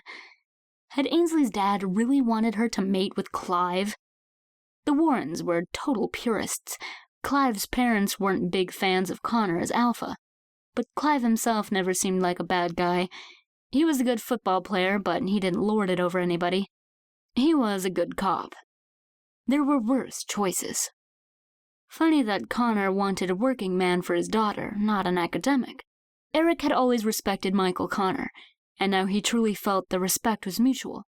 It was good to know Connor hadn't just been quietly condescending all those years. Eric couldn't help wondering if a blue-collar man was good enough. Why hadn't Connor thought of him? Connor called him all the time for his opinions on the highway and how to handle the pack finances. The more Eric thought about it, the more it seemed like Ainsley's dad had been grooming him for the role of the pack's next alpha. Eric could picture him now, listening intently with those unblinking brown eyes. He never shared his own thoughts. An alpha didn't have to let anyone in on his decisions. But he would ask questions, just the right questions, to help Eric articulate facets of the problem he hadn't thought of before. When he had heard enough, he would nod and reach over to shake Eric's hand. "Thank you, son," he would say. "Well done. As usual, you have given me plenty to think about." Eric's wolf would stand tall with pride at having pleased his alpha. Eric did not remember ever hearing of Clive Warren being called to the alpha for counsel.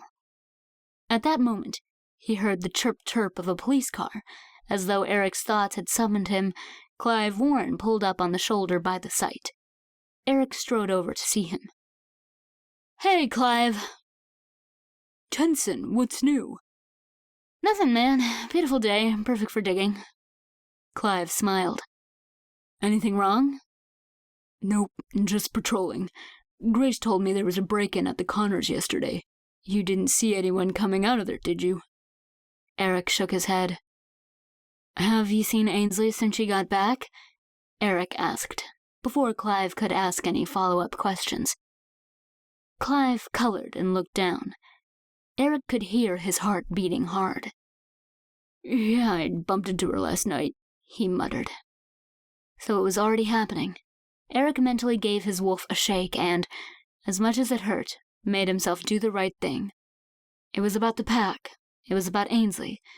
It wasn't about him. "Clive, I think you would make a great alpha, and Ainsley needs you. Don't give up on her. She'll come around." Clive's head snapped up and he opened and closed his mouth.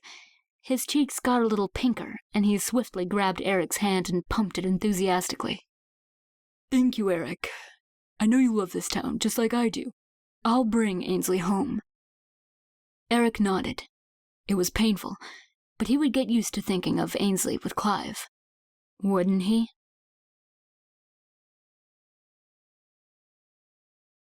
Chapter 11. Ainsley rejected the call. It wasn't that she was playing hard to get. It was just that the dream had thrown her off a bit. She would catch up with Julian tomorrow. She carefully unpacked each bag, hung the dresses in her girlhood closet next to a row of homemade Halloween costumes that no one had the heart to part with after all these years. Ainsley's mom had been handy with everything, from lawnmower repairs to needle and thread. Her Halloween costumes were always spectacular. God, she missed her parents. She always had, but when they weren't speaking, there was at least a tiny part of her that she knew couldn't stay mad forever. As she mused over the zombie Girl Scout costume that had been one of her favorites, complete with a box depicting brain-flavored cookies, she decided that maybe she would like to visit the college and take a look at her dad's office today. She would need to keep in touch with Carol for the key. But first, a snack. She had missed lunch. Sleeping in had thrown her off schedule. A search of the pantry yielded a can of Campbell's chicken noodle soup. She really needed to get to the co-op. Ainsley poured the soup in a cup, added half the recommended water, and heated in the microwave. She drank it slowly while she watched the neighbor kids through the window. They were chasing their deliriously happy chocolate lab with water pistols. The dog was trying to catch the water in her mouth. One little girl doubled over in delight, squealing, "He's trying to drink it!" as the dog leapt for a jolt of water and landed in the rhododendrons. Ainsley was suddenly aware that the mailman was walking down the sidewalk to her house, though she couldn't see him. He would arrive at the front door in 3, 2, 1, clink. The mailbox snapped shut. Her senses were really heightening here. Usually the moon was full before she got waves of sensory info without trying. It must be something about the town. Or maybe it was the nearness of the other wolves. Ainsley walked to the mailbox. Across the street, Sadie Epstein Walker was weeding the flower beds and waved her gloved hand once. Ainsley waved back. The mail was mostly coupons, but there was a thick manila envelope, too. It had her name written on it. No postage mark or stamp. Someone must have dropped it in the mailbox earlier. Ainsley carried it back into the kitchen and bent the metal brad on the envelope to open the flap. A sheet of paper with the college letterhead greeted her. "It was a pleasure to see you last night, Ainsley. I know you're busy with the house, but I thought I'd stop by with the key to your father's office, just in case you have time. Please let me know if there is anything I can do to help you. Your friend, Carol Lotus." There was a phone number at the end. Ainsley upended the envelope, and a single brass key slid into her waiting palm. "Ask and ye shall receive." Funny that she hadn't noticed Carol's scent when she arrived back at the house. Maybe it was just that Carol had been here before over the years. Ainsley slipped into one of her new dresses and a pretty pair of slides and headed out on foot. Somehow, the heavy, humid air felt cool and light on her bare shoulders. The flats meant she had to walk more slowly than usual. It was a gorgeous day in spite of the heat. The flowers and trees were at the peak of their summer lushness. The town looked like a photoshopped postcard of upscale suburbia. By some miracle, she made it down Elm and across Yale without bumping into anyone. Soon the shade of the college woods embraced her, and her feet carried her down the familiar path as she mused about last night. Given the intimate evening she'd had with Julian, it was funny that her thoughts kept going back to Eric. She could see the shimmering heat around his powerful, naked form every time she closed her eyes. A thrill coursed through her as she imagined what it would be like to lose herself in the thrall of his alpha. If only it didn't mean giving up her life and dreams to literally be his bitch. She remembered how ready he was to start ordering her around. Why would her parents want her to marry him? Thank goodness she hadn't told him about that. Chapter 12. Ainsley rounded the corner to Scott Hall and pulled open the heavy wooden door. The second floor was up a tremendous flight of marble stairs. The auditorium ceiling was so high it made the upper story feel much higher than normal. By the time she got to the top, she was nearly breathless. Ainsley turned the brass key in the lock to her father's office and shut her eyes to take in the whoosh of leather and books that always came out of this room. When she opened them, she nearly screamed. All of her father's gorgeous volumes were spread across the floor. Papers were everywhere. The quarter-sawn oak roll-down desk had been forced open. The gaping opening revealed another mess of papers and books. Ainsley stood frozen in the doorway. It was too much. She took a breath and pulled Carol's note from her purse. With shaking hands, she entered Carol's number on her iPhone. "Hello?" the quavery voice said after the first ring. "Carol, it's me, Ainsley. Did you get my note?" "Yes, I'm at my dad's office. When were you last in here?" "The department has been in upheaval since we lost your father. I stop in there almost every day for one reason or another. Why?" "Were you in here today?" "Well, no, but I stopped in yesterday. Is something wrong, Ainsley?" "How did things look? Were they in order?" "Your father was a very neat man," Carol said. "Someone has been in here. It looks like a tornado went through. I don't even know what might be missing." "Oh, my word. I'll be right over, Ainsley. Don't move a muscle. I'm coming." Ainsley hung up and slid the phone back in her purse. She wanted nothing more than to sink into the leather Chesterfield, but after being scolded by Grace this morning, the last thing she wanted to do was touch anything. Instead, she walked back to the marble staircase, sat carefully on the top step and leaned against the wrought iron railing. She shut her eyes and inhaled deeply. It was no use. There had been so many people in and out of this hall and that office, she would never be able to track a single scent. There was the sound of footsteps on the stairs. Before Ainsley could stand, Clive Warren appeared at her feet. "Ainsley, are you all right?" he asked, a little too loudly. "I'm fine, Clive, I'm fine." He paused and knelt on a step below her, a look of obvious relief on his handsome face. She studied him calmly. His gigantic hands, one on the railing and one just below her, made her feet look tiny. His blue uniform pulled against his muscular chest. He was breathing heavily after his rushed trip up the staircase, and he was exuding a woodsy scent that, if not as delicious as Eric's, was certainly attractive. He searched her face. She smiled reassuringly at him. His returning smile was so pure and happy that the kernel of fear that had settled into the pit of her stomach dissolved. "Whoever it was is long gone. Did Carol call?" Yes, I was patrolling campus. Every once in a while we get pranksters over here when the school's out of session. When Carol said you'd called, I rushed over. "Thank you, Clive. Maybe we can take a look inside. I didn't touch anything this time." I'm just glad you're okay, he said gruffly. He was on his feet swiftly for a man of his size. Ansley remembered again that he wasn't only a man. He reached for her and she allowed him to take her hand in his and lift her back to standing. His grip was warm and he pulled her up like she was light as a feather. She smiled up at him.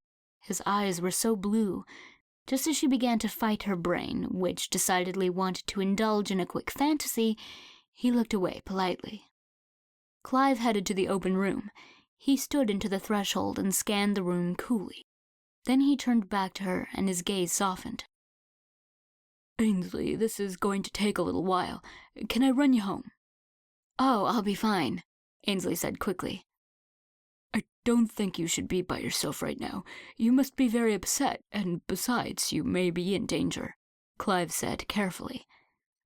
"But I might be able to help you if I'm here." I'm assuming someone is looking for valuable books of your father's. "That would make sense, except from right here I can see 3 first editions. They looked at the room together. "The same thing was true at the house, Clive. I can't think of anything of value that was taken.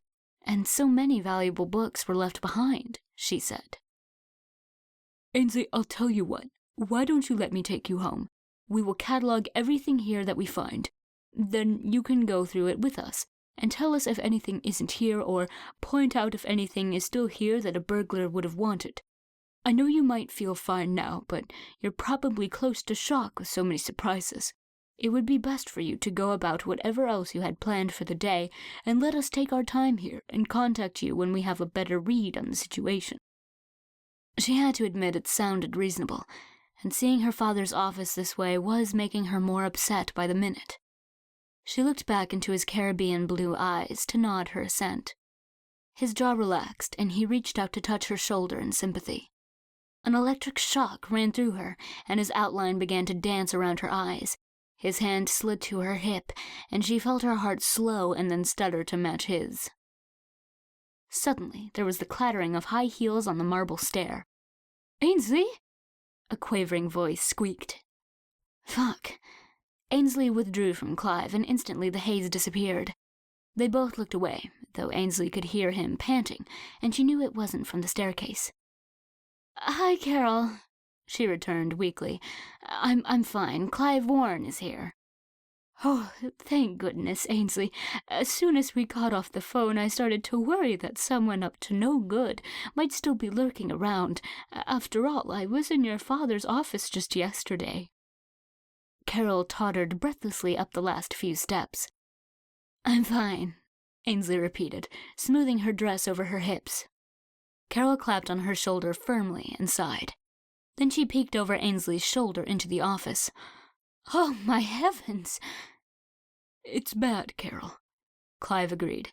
"I've just told Ansley that I'll run her home and then come back to take stock of the damage. This will take time." "Oh, I'll take you home, Ansley. My car is right out front." Clive raised his eyebrows at Ansley in question. She nodded, not without a passing twinge of regret. He nodded back and looked almost relieved. His duty was important to him. "Thank you, Carol. That'd be great." "Carol, please make sure you see her inside," Clive interjected. "She's had a long day." "Of course," Carol chirped. "Come on, Ansley, let's get you home. I'll fix you some iced tea." "Thank you, Clive," Ansley said softly, tucking her hair behind her ear self-consciously. "Ansley, it's my pleasure." He looked like he wanted to say more. Instead, he turned back to the open doorway. Chapter 13. Ansley and Carol stopped on the way home for groceries. The co-op was in full swing, and Ansley was grateful for the older woman's comforting presence. As they walked the aisles, Ansley received many glances and stares. Most were very friendly. Ainsley Connor, it's a pleasure to see you, declared Anna Roden with a little wink. Carol, Trudy Weiss nodded approvingly. Ainsley? There were the less grandmotherly stares from the young men, too. Several of them gaped at Ansley in open admiration. Ansley smoothed her skirt and tucked her hair behind her ear. Carol gave her a sympathetic smile. They can't help it, Ansley, she said. It's instinct. You're going to draw the alpha. This whole town is buzzing with male energy. Ainsley did a double take. Are you saying that you... Ainsley couldn't finish. Of course I'm a wolf, Carol whispered. Good heavens, did you not even know that? Hi, Carol. Hi, Ainsley, Stan Snyder said with a leer. He tried hard to catch Ainsley's eye. Goodbye, Stan, Carol said firmly. I had no idea, Carol, Ainsley said. Her heart lifted as she realized she might have found a confidant who could give her answers. One who wasn't trying to get into her pants, that is. Well, I'm starting to realize that there's a lot you don't know. At any rate, your mere presence in town is stirring up the wolves. You're going to have to choose as quickly as you can. Do you want my input? I personally can't say enough good things about Eric Jensen. I know he's not as good-looking as Clive Warren, but he's smart, and everyone respects him. Wow, Ainsley didn't know what to say. I know you still may have, wild oats to sow, dear, Carol said uncomfortably. But I might suggest avoiding the human men. I don't think many people in town know that you spent time with Julian and Maggie yesterday, and I know you only did it because you miss your dad, but it would probably make the men crazy if they found out. We're a quiet town, but we can only take so much. I hope you don't think it's sexist. It's only because we need an alpha so much. She looked searchingly at Ainsley. Carol, I'm only beginning to realize what a big deal it is for me to be here. But I need you to understand that I'm just here to pack up the house and get it sold so I can go back to New York. Whatever wolf issues there are, they will need to be worked out by the wolves. I'm not part of it. I'm sorry you feel that way, Ainsley. I don't know what we ever did to disappoint you. I know we're not normal here, but you are one of us, and we love you, and our community is in danger. If you think we can work it out without you, you're wrong. Carol, what would have happened if I died in an accident too? You can't tell me that the town would be wrecked. There has to be something else. Hello, Myrtle, Carol called. Myrtle Turner smiled shyly at Ainsley. This probably isn't the best time to talk about it, Ainsley, but the short answer is that you didn't die, thank goodness, and no, there is no one else to take your place. Now, grab a cart, honey, there's no rush, and I'm sure you'll need your energy to clean out that big house. Ainsley tried to concentrate on shopping. Everything at the co-op these days seemed to be grass-fed, organic, and gluten-free, and the new building was cheerful and so well lit. She remembered the days when the co-op was housed in a dark, fishy-smelling storefront next door. Some changes in this town were for the better. She remembered that Eric had said the pack owned the majority of the shares in the co-op, and she felt an odd little twinge of pride. Eric. All roads led to him. Ainsley was going to be face-to-face with him in just an hour, though she knew it did no good to befriend him if she wasn't going to stick around and be his mate. She couldn't help feeling a rush of excitement at the thought of seeing him again. As her heartbeat quickened, several young men turned to her. Could they have noticed? She could suddenly smell arousal thick in the air. There was a thunder of hearts beating in response to hers. The air was practically reverberating with it. Fuck. A young man with a co-op sweatshirt rounded the corner of the dairy cabinet and stopped just short of knocking her over. He stared into her open eyes with unveiled longing. Ansley caught her breath and tried to slow her heart. The young man gained control of himself, barely. Can I help you find anything, miss? His pulse throbbed in his neck, and a bead of perspiration appeared between his forehead and the dark brown curls of his hair. She shook her head mutely. Carol took her arm and firmly marched her to the line. Was that because of me? Yes, and that is just going to get worse as the moon waxes. What were you thinking about? Nothing, just Eric. Ansley blushed. Good girl. Carol smiled, but her lips were pressed together in concern. Chapter 14. By the time they got back to the house, it was nearly 5 o'clock. Ansley thanked Carol and explained that Eric was coming to help move some furniture. That's wonderful, dear. It's just like him to want to help, and maybe it's a good way for you to get to know him. Carol, you've been so kind. It's my pleasure, Ansley. Please let me know when I can stop in to check on you. After the niceties had been said, Ansley had only a few minutes to run a brush through her hair and smooth on a touch of lip gloss. When the cuckoo clock announced the hour, she was back in the kitchen putting away groceries. The doorbell rang and she did her best not to run for the door. She opened it up to find 2 young men. They were clean-shaven but big, and both had their fair share of tattoos. They looked like extras in a prison movie. One of them removed his battered T-Wolves cap respectfully and stepped forward. My name's Jake. This is Joe, he said. Mr. Jensen sent us over. He said you had some furniture you needed moved. Oh, thank you so much for coming. Let me show you. Ansley tried to control her disappointment. Had Eric really not come himself? Actually, it made perfect sense. She had kicked him to the curb so angrily last night. And besides, he had Cressida to spend his evenings with.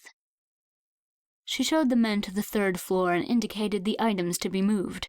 They sent her back down to open doors for them.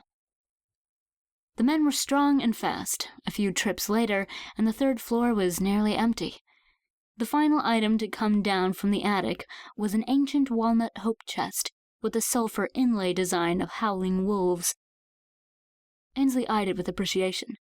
This was one piece of furniture she didn't remember from her childhood, even though it looked like it had been sitting upstairs forever. Please leave that in the study. Sure, Miss Connor. Ansley ran her hand over the clasp that locked the lid down. There was probably a key somewhere in the house, but so far she hadn't uncovered it. Would you gentlemen happen to know how to jimmy one of these open if you don't have the key? I don't know if you can, ma'am, Joe said. That's an Amish chest. It's well built. Just smash the lock. I have a wrench in my truck. Hang on, Jake said.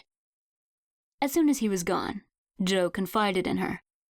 Miss Connor, I don't think you should smash that lock. A chest with the sulfur inlay is rare and probably worth something. Most of them were made before the Civil War. I'd take it to an antiques dealer when you find the key. Thank you, Joe. I'm sure you're right. My aunt had one like that. She took it to Goodwill, and then we saw something like it on Antiques Roadshow. She still talks about it. Jake returned, and shrugged when she told him she'd changed her mind.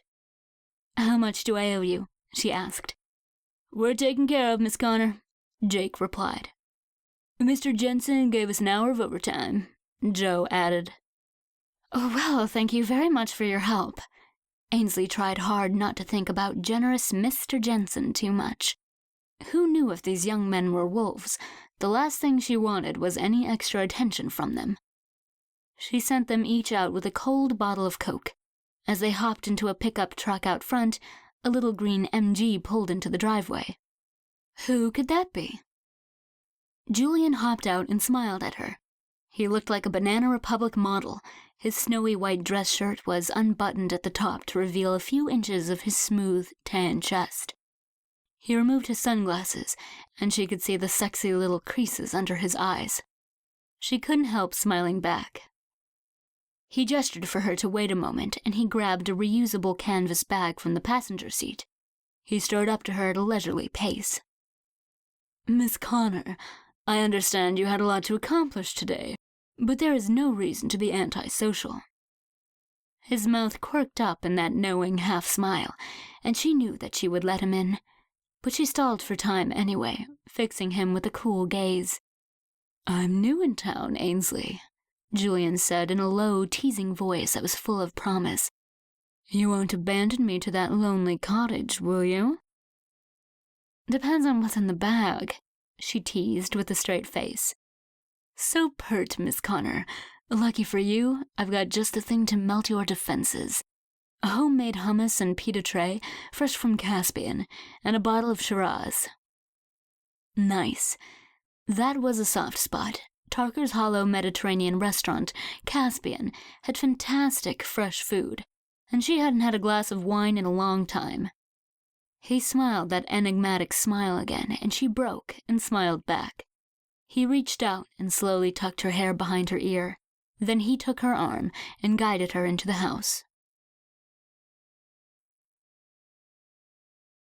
Chapter 15. The kitchen was suffused with the warm light of the setting sun.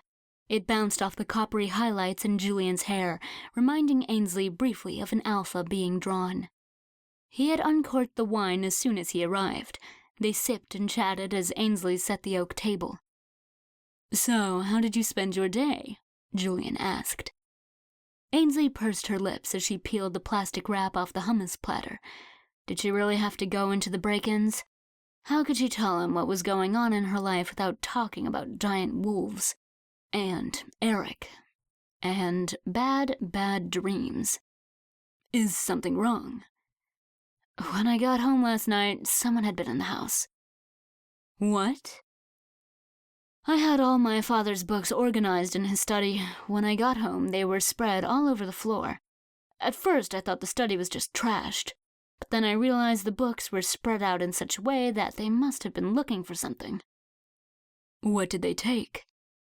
I'm not sure. So far, everything I've thought of is still there. All the first editions and valuables are here. Well, that's very lucky, Julian said solemnly. But I'm concerned about what someone might have wanted with your father's things. Do you have any idea what they might have been looking for besides books? Ansley shook her head and got out serving utensils. She hadn't thought of anyone wanting anything of her father's other than books. Maybe it was a random break-in. Maybe they were looking for cash and didn't know the books were valuable, Julian suggested. I thought the same until this afternoon. What happened this afternoon? Ansley smoothed her skirt down. Instantly, she remembered Julian running his hands down her thighs last night. She blushed and caught him following her movements out of the corner of her eye. She deliberately ignored him and turned to grab glasses for the ice water. I went to visit my dad's office at the college. It's been ransacked, too. Oh, dear. I didn't know as much about what he had there, but I could see that there were a ton of valuable books left behind. What would they have been looking for, Ansley? Was your father working on something new for publication? It was an idea. I don't know, she admitted. But wouldn't they have stolen his laptop if that's what they wanted? They didn't touch the computers. Julian shook his head. What did the police say? They have no idea. They're going to catalog what they find on campus and get back to me. And at home? Ansley looked down. I, cleared up the study before I thought to call them this morning.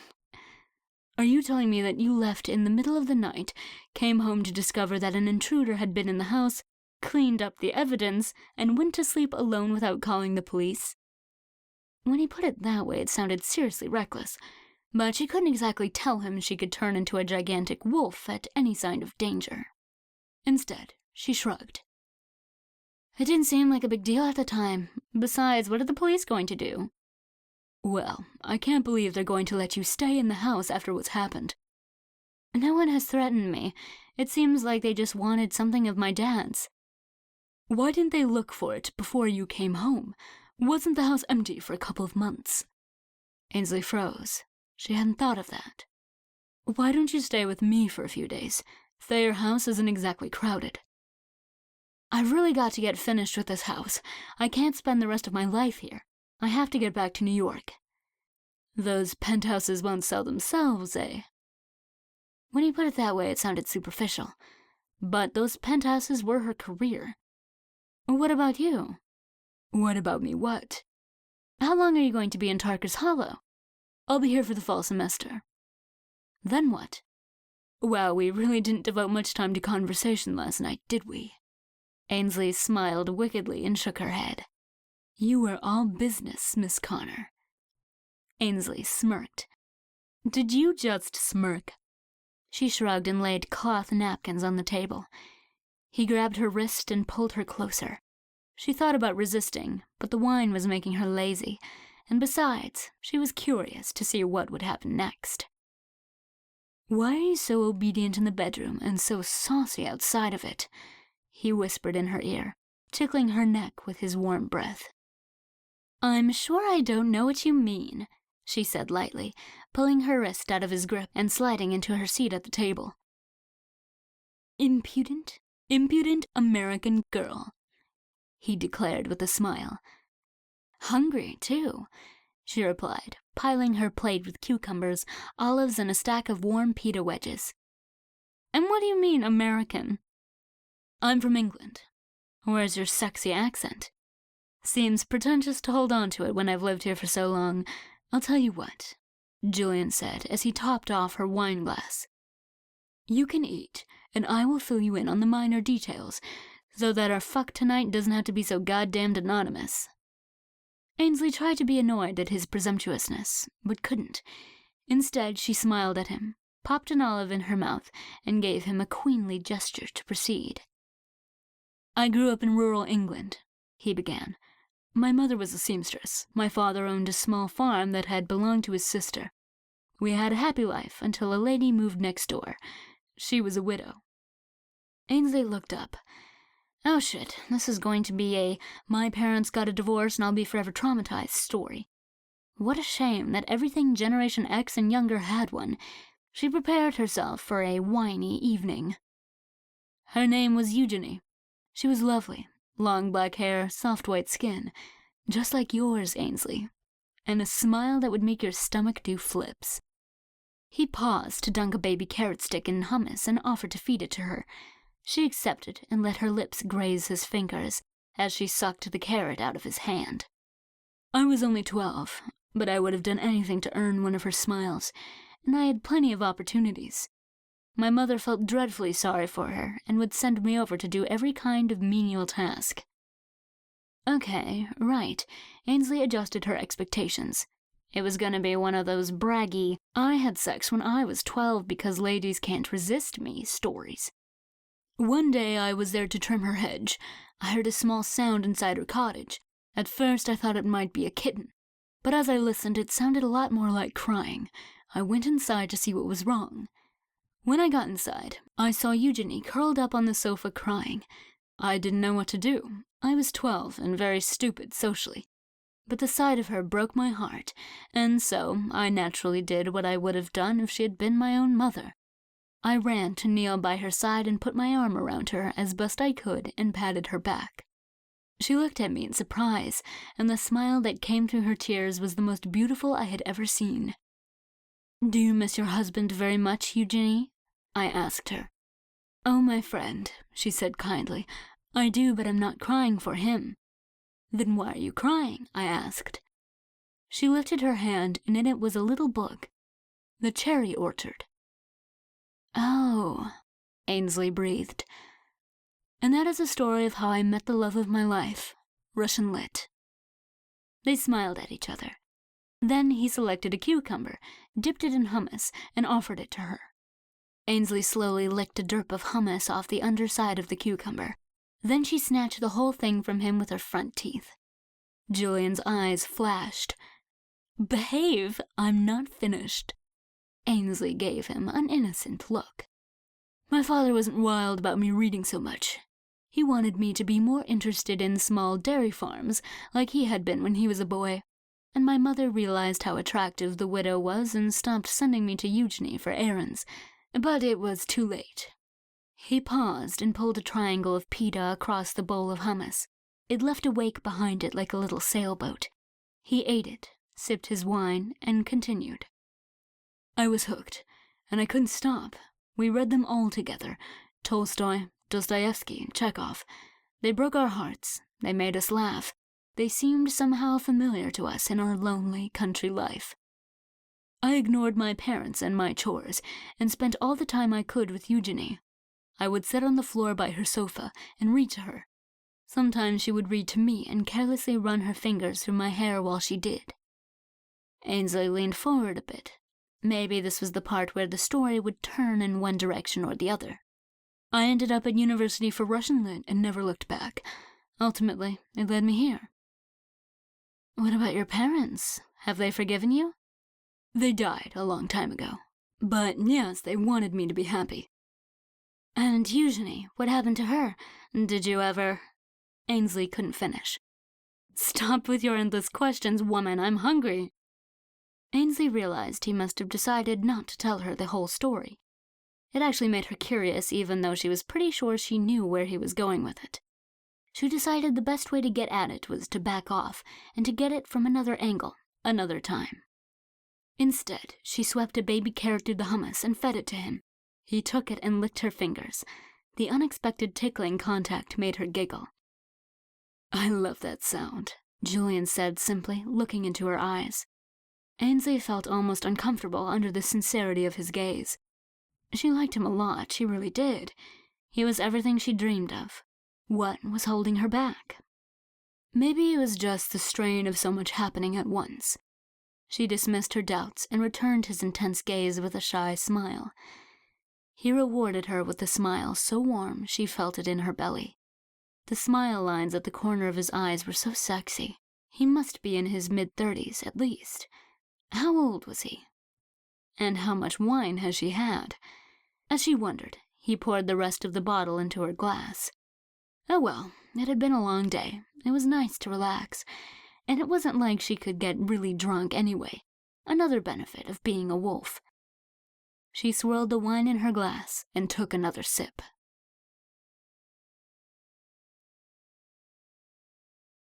Chapter 16. Ainsley finished her wine as Julian looked at the books on the bench next to him. You enjoyed a little Dostoevsky with your breakfast this morning? Ainsley giggled again.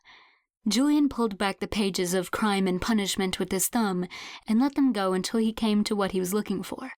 Then he paged through carefully and stopped. This one makes me think of you, Ainsley.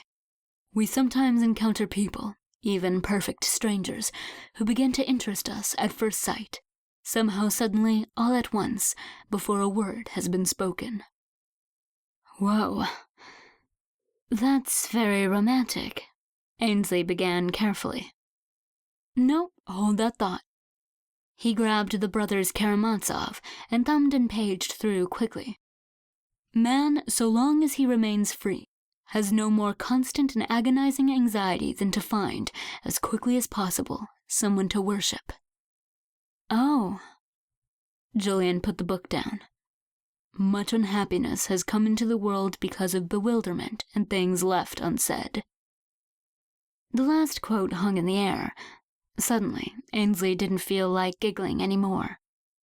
I've never met anyone like you, Ainsley, Julian breathed. I know we just met, but you're already so important to me. Promise me that no matter what happens, you won't forget that. What do you mean? A dark look crossed his face like a storm cloud. Instead of answering, he took her hand and kissed each knuckle. His lips were so gentle. Her skin tingled as she felt a wave of giddiness. She leaned forward and ran her fingers through his hair. He groaned and pulled her other hand into his hair. His arms went around her waist and he kissed her like there was no tomorrow.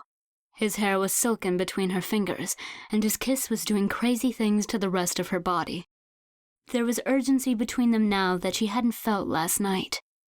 He drew back from their kiss and pulled her up. Once again, she found herself being led by the hand at top speed. She was beginning to feel like Alice in Through the Looking Glass, but unlike Alice, she knew just where she was headed. Her girlhood bed seemed to embrace her as Julian tossed her on her back. The room spun a little as he stripped off his clothes. She tried to lift herself on her elbows to undress, but he was on her in an instant. He shook his head playfully. I'll take care of you, Ansley. You relax, sweetheart. Is this okay? Yes, please. He smiled and lifted her up enough to unzip her new dress. It slid down her shoulders. He lowered her and lifted her hips to slide the dress off. The evening air felt cool on her skin, and she could feel her nipples stiffen and push against the lacy cups of her bra. Julian sat back on his heels and took her in. He looked like a hungry man looking at a feast. Ansley. She reached for him and he fell on her, kissing her cheeks, her neck, the tops of her breasts. In a moment, he had peeled off her bra and panties, and she was as naked as he was. Her whole body felt like it was floating on a wave of delicate pleasure. She was almost overwhelmed. She caught her fingers in his hair again. He gasped as she dragged him up to her face. He took her lips in his own and sunk his tongue deep into her mouth, while sliding his cock against her already moist opening without penetrating her. Her insides clenched and she cried out, grinding her hips up against him. She could feel his smile against her lips as she dragged his cock against her again. Her whole body ached for him to possess her. Her pussy yawned open for him, and soon his stiffened member was slick with her desire. He groaned in defeat. She almost cried with relief as he eased himself into her. He cradled her face in his hands, and his blue eyes held her as he found his way home. The pleasure of their joining was almost eclipsed by the intensity of his gaze. He looked happy and sad at the same time. Ansley felt a tug at her heart, though whether it was love or compassion, she couldn't say. The whole thing felt like a dream. He whispered her name, and she closed her eyes and melted around him immediately. It was a gentle climax, slow, easy, and sweet as honey. As soon as she opened her eyes, his jaw tensed and he came, calling her name again as he searched her eyes in desperate concentration. She was asleep as soon as he rolled next to her. Her last memory was of his arms cradling her as she drifted off. Chapter 17. Ansley awoke in a haze. Light bled through the shears in her room. Her head was pounding. Something happened last night. What was it? Julian. Ansley lay back and stretched. She could feel to either side of the double bed, but he wasn't in there with her. Her first thought was that maybe he had been the one to sneak home this time, but she could sense him somewhere in the house. She sat up again and swung her feet to the floor, then had to stop and steady herself. She was lightheaded. How much wine had she drunk? Her wolf's chemistry normally metabolized alcohol almost as fast as she could drink it. Suddenly, her wolf was alive inside her like she had called it. Before she could think, she was crouched low to the floor. Soundlessly, she slunk to the door and into the hallway. She threw her head back and inhaled deeply. He was close. She closed her eyes and listened. His heart pounded away at a dull pace down the hall into her father's study. The wolf pushed at her bones and clawed at her skin, but somehow Ansley held her back. She padded softly down the hallway, unsure of why she was sneaking around her own house, but knowing in her core that it was necessary. A ghastly blue light was coming out of the doorway of the study. Ansley thought of the electric blue glow of Julian's eyes in her dream. Her wolf shuddered and her scalp prickled in sympathy. Still, she crept forward. She could see Julian's frame silhouetted in the azure glow. He was whispering something. She let go enough to let her wolf hear him. He repeated a phrase, not English. Invenies quod perierat. A glowing blue arrow floated in front of him, spinning lazily inside a circle. Her wolf sensed a great wrongness. It pulled her straight into the room. She crouched for cover and slid backward to avoid knocking over a stack of books. Her hips slammed into the chest from the third floor with a resounding thud. No, The strange thing in the air swung almost to point at her. It looked like a compass settling on north. Julian spun and stared. You? Ansley didn't stop to think about how he had betrayed her.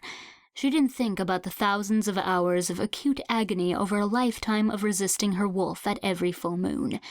She didn't think about her parents or past. She let the burden of thought and control fall to her feet and shatter into a million pieces. The wolf nudged her consciousness, offering, urging. Ansley assented. Take me. Take over. Do what you were made to do. Her body was in rapture of anticipation. Every cell tingled and began to rearrange. She was going to shift. And she was going to kill Julian.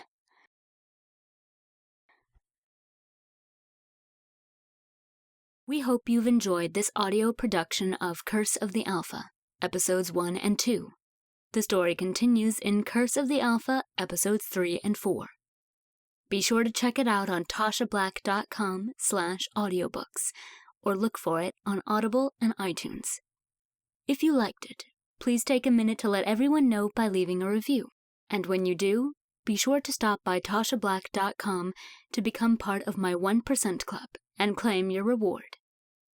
If you want to keep up to date with new releases, plus snag lots of freebies and giveaways, sign up for my mailing list at tashablack.com and get your free Tasha Black Starter ebook library just for signing up. And finally, thank you for taking the time to visit my world for a little while. I am extremely lucky to get to make up stories for readers, or listeners, like you. I am so grateful for your help in making it all possible. I couldn't do it without you. As long as you keep reading them, I'll keep writing them. Tasha.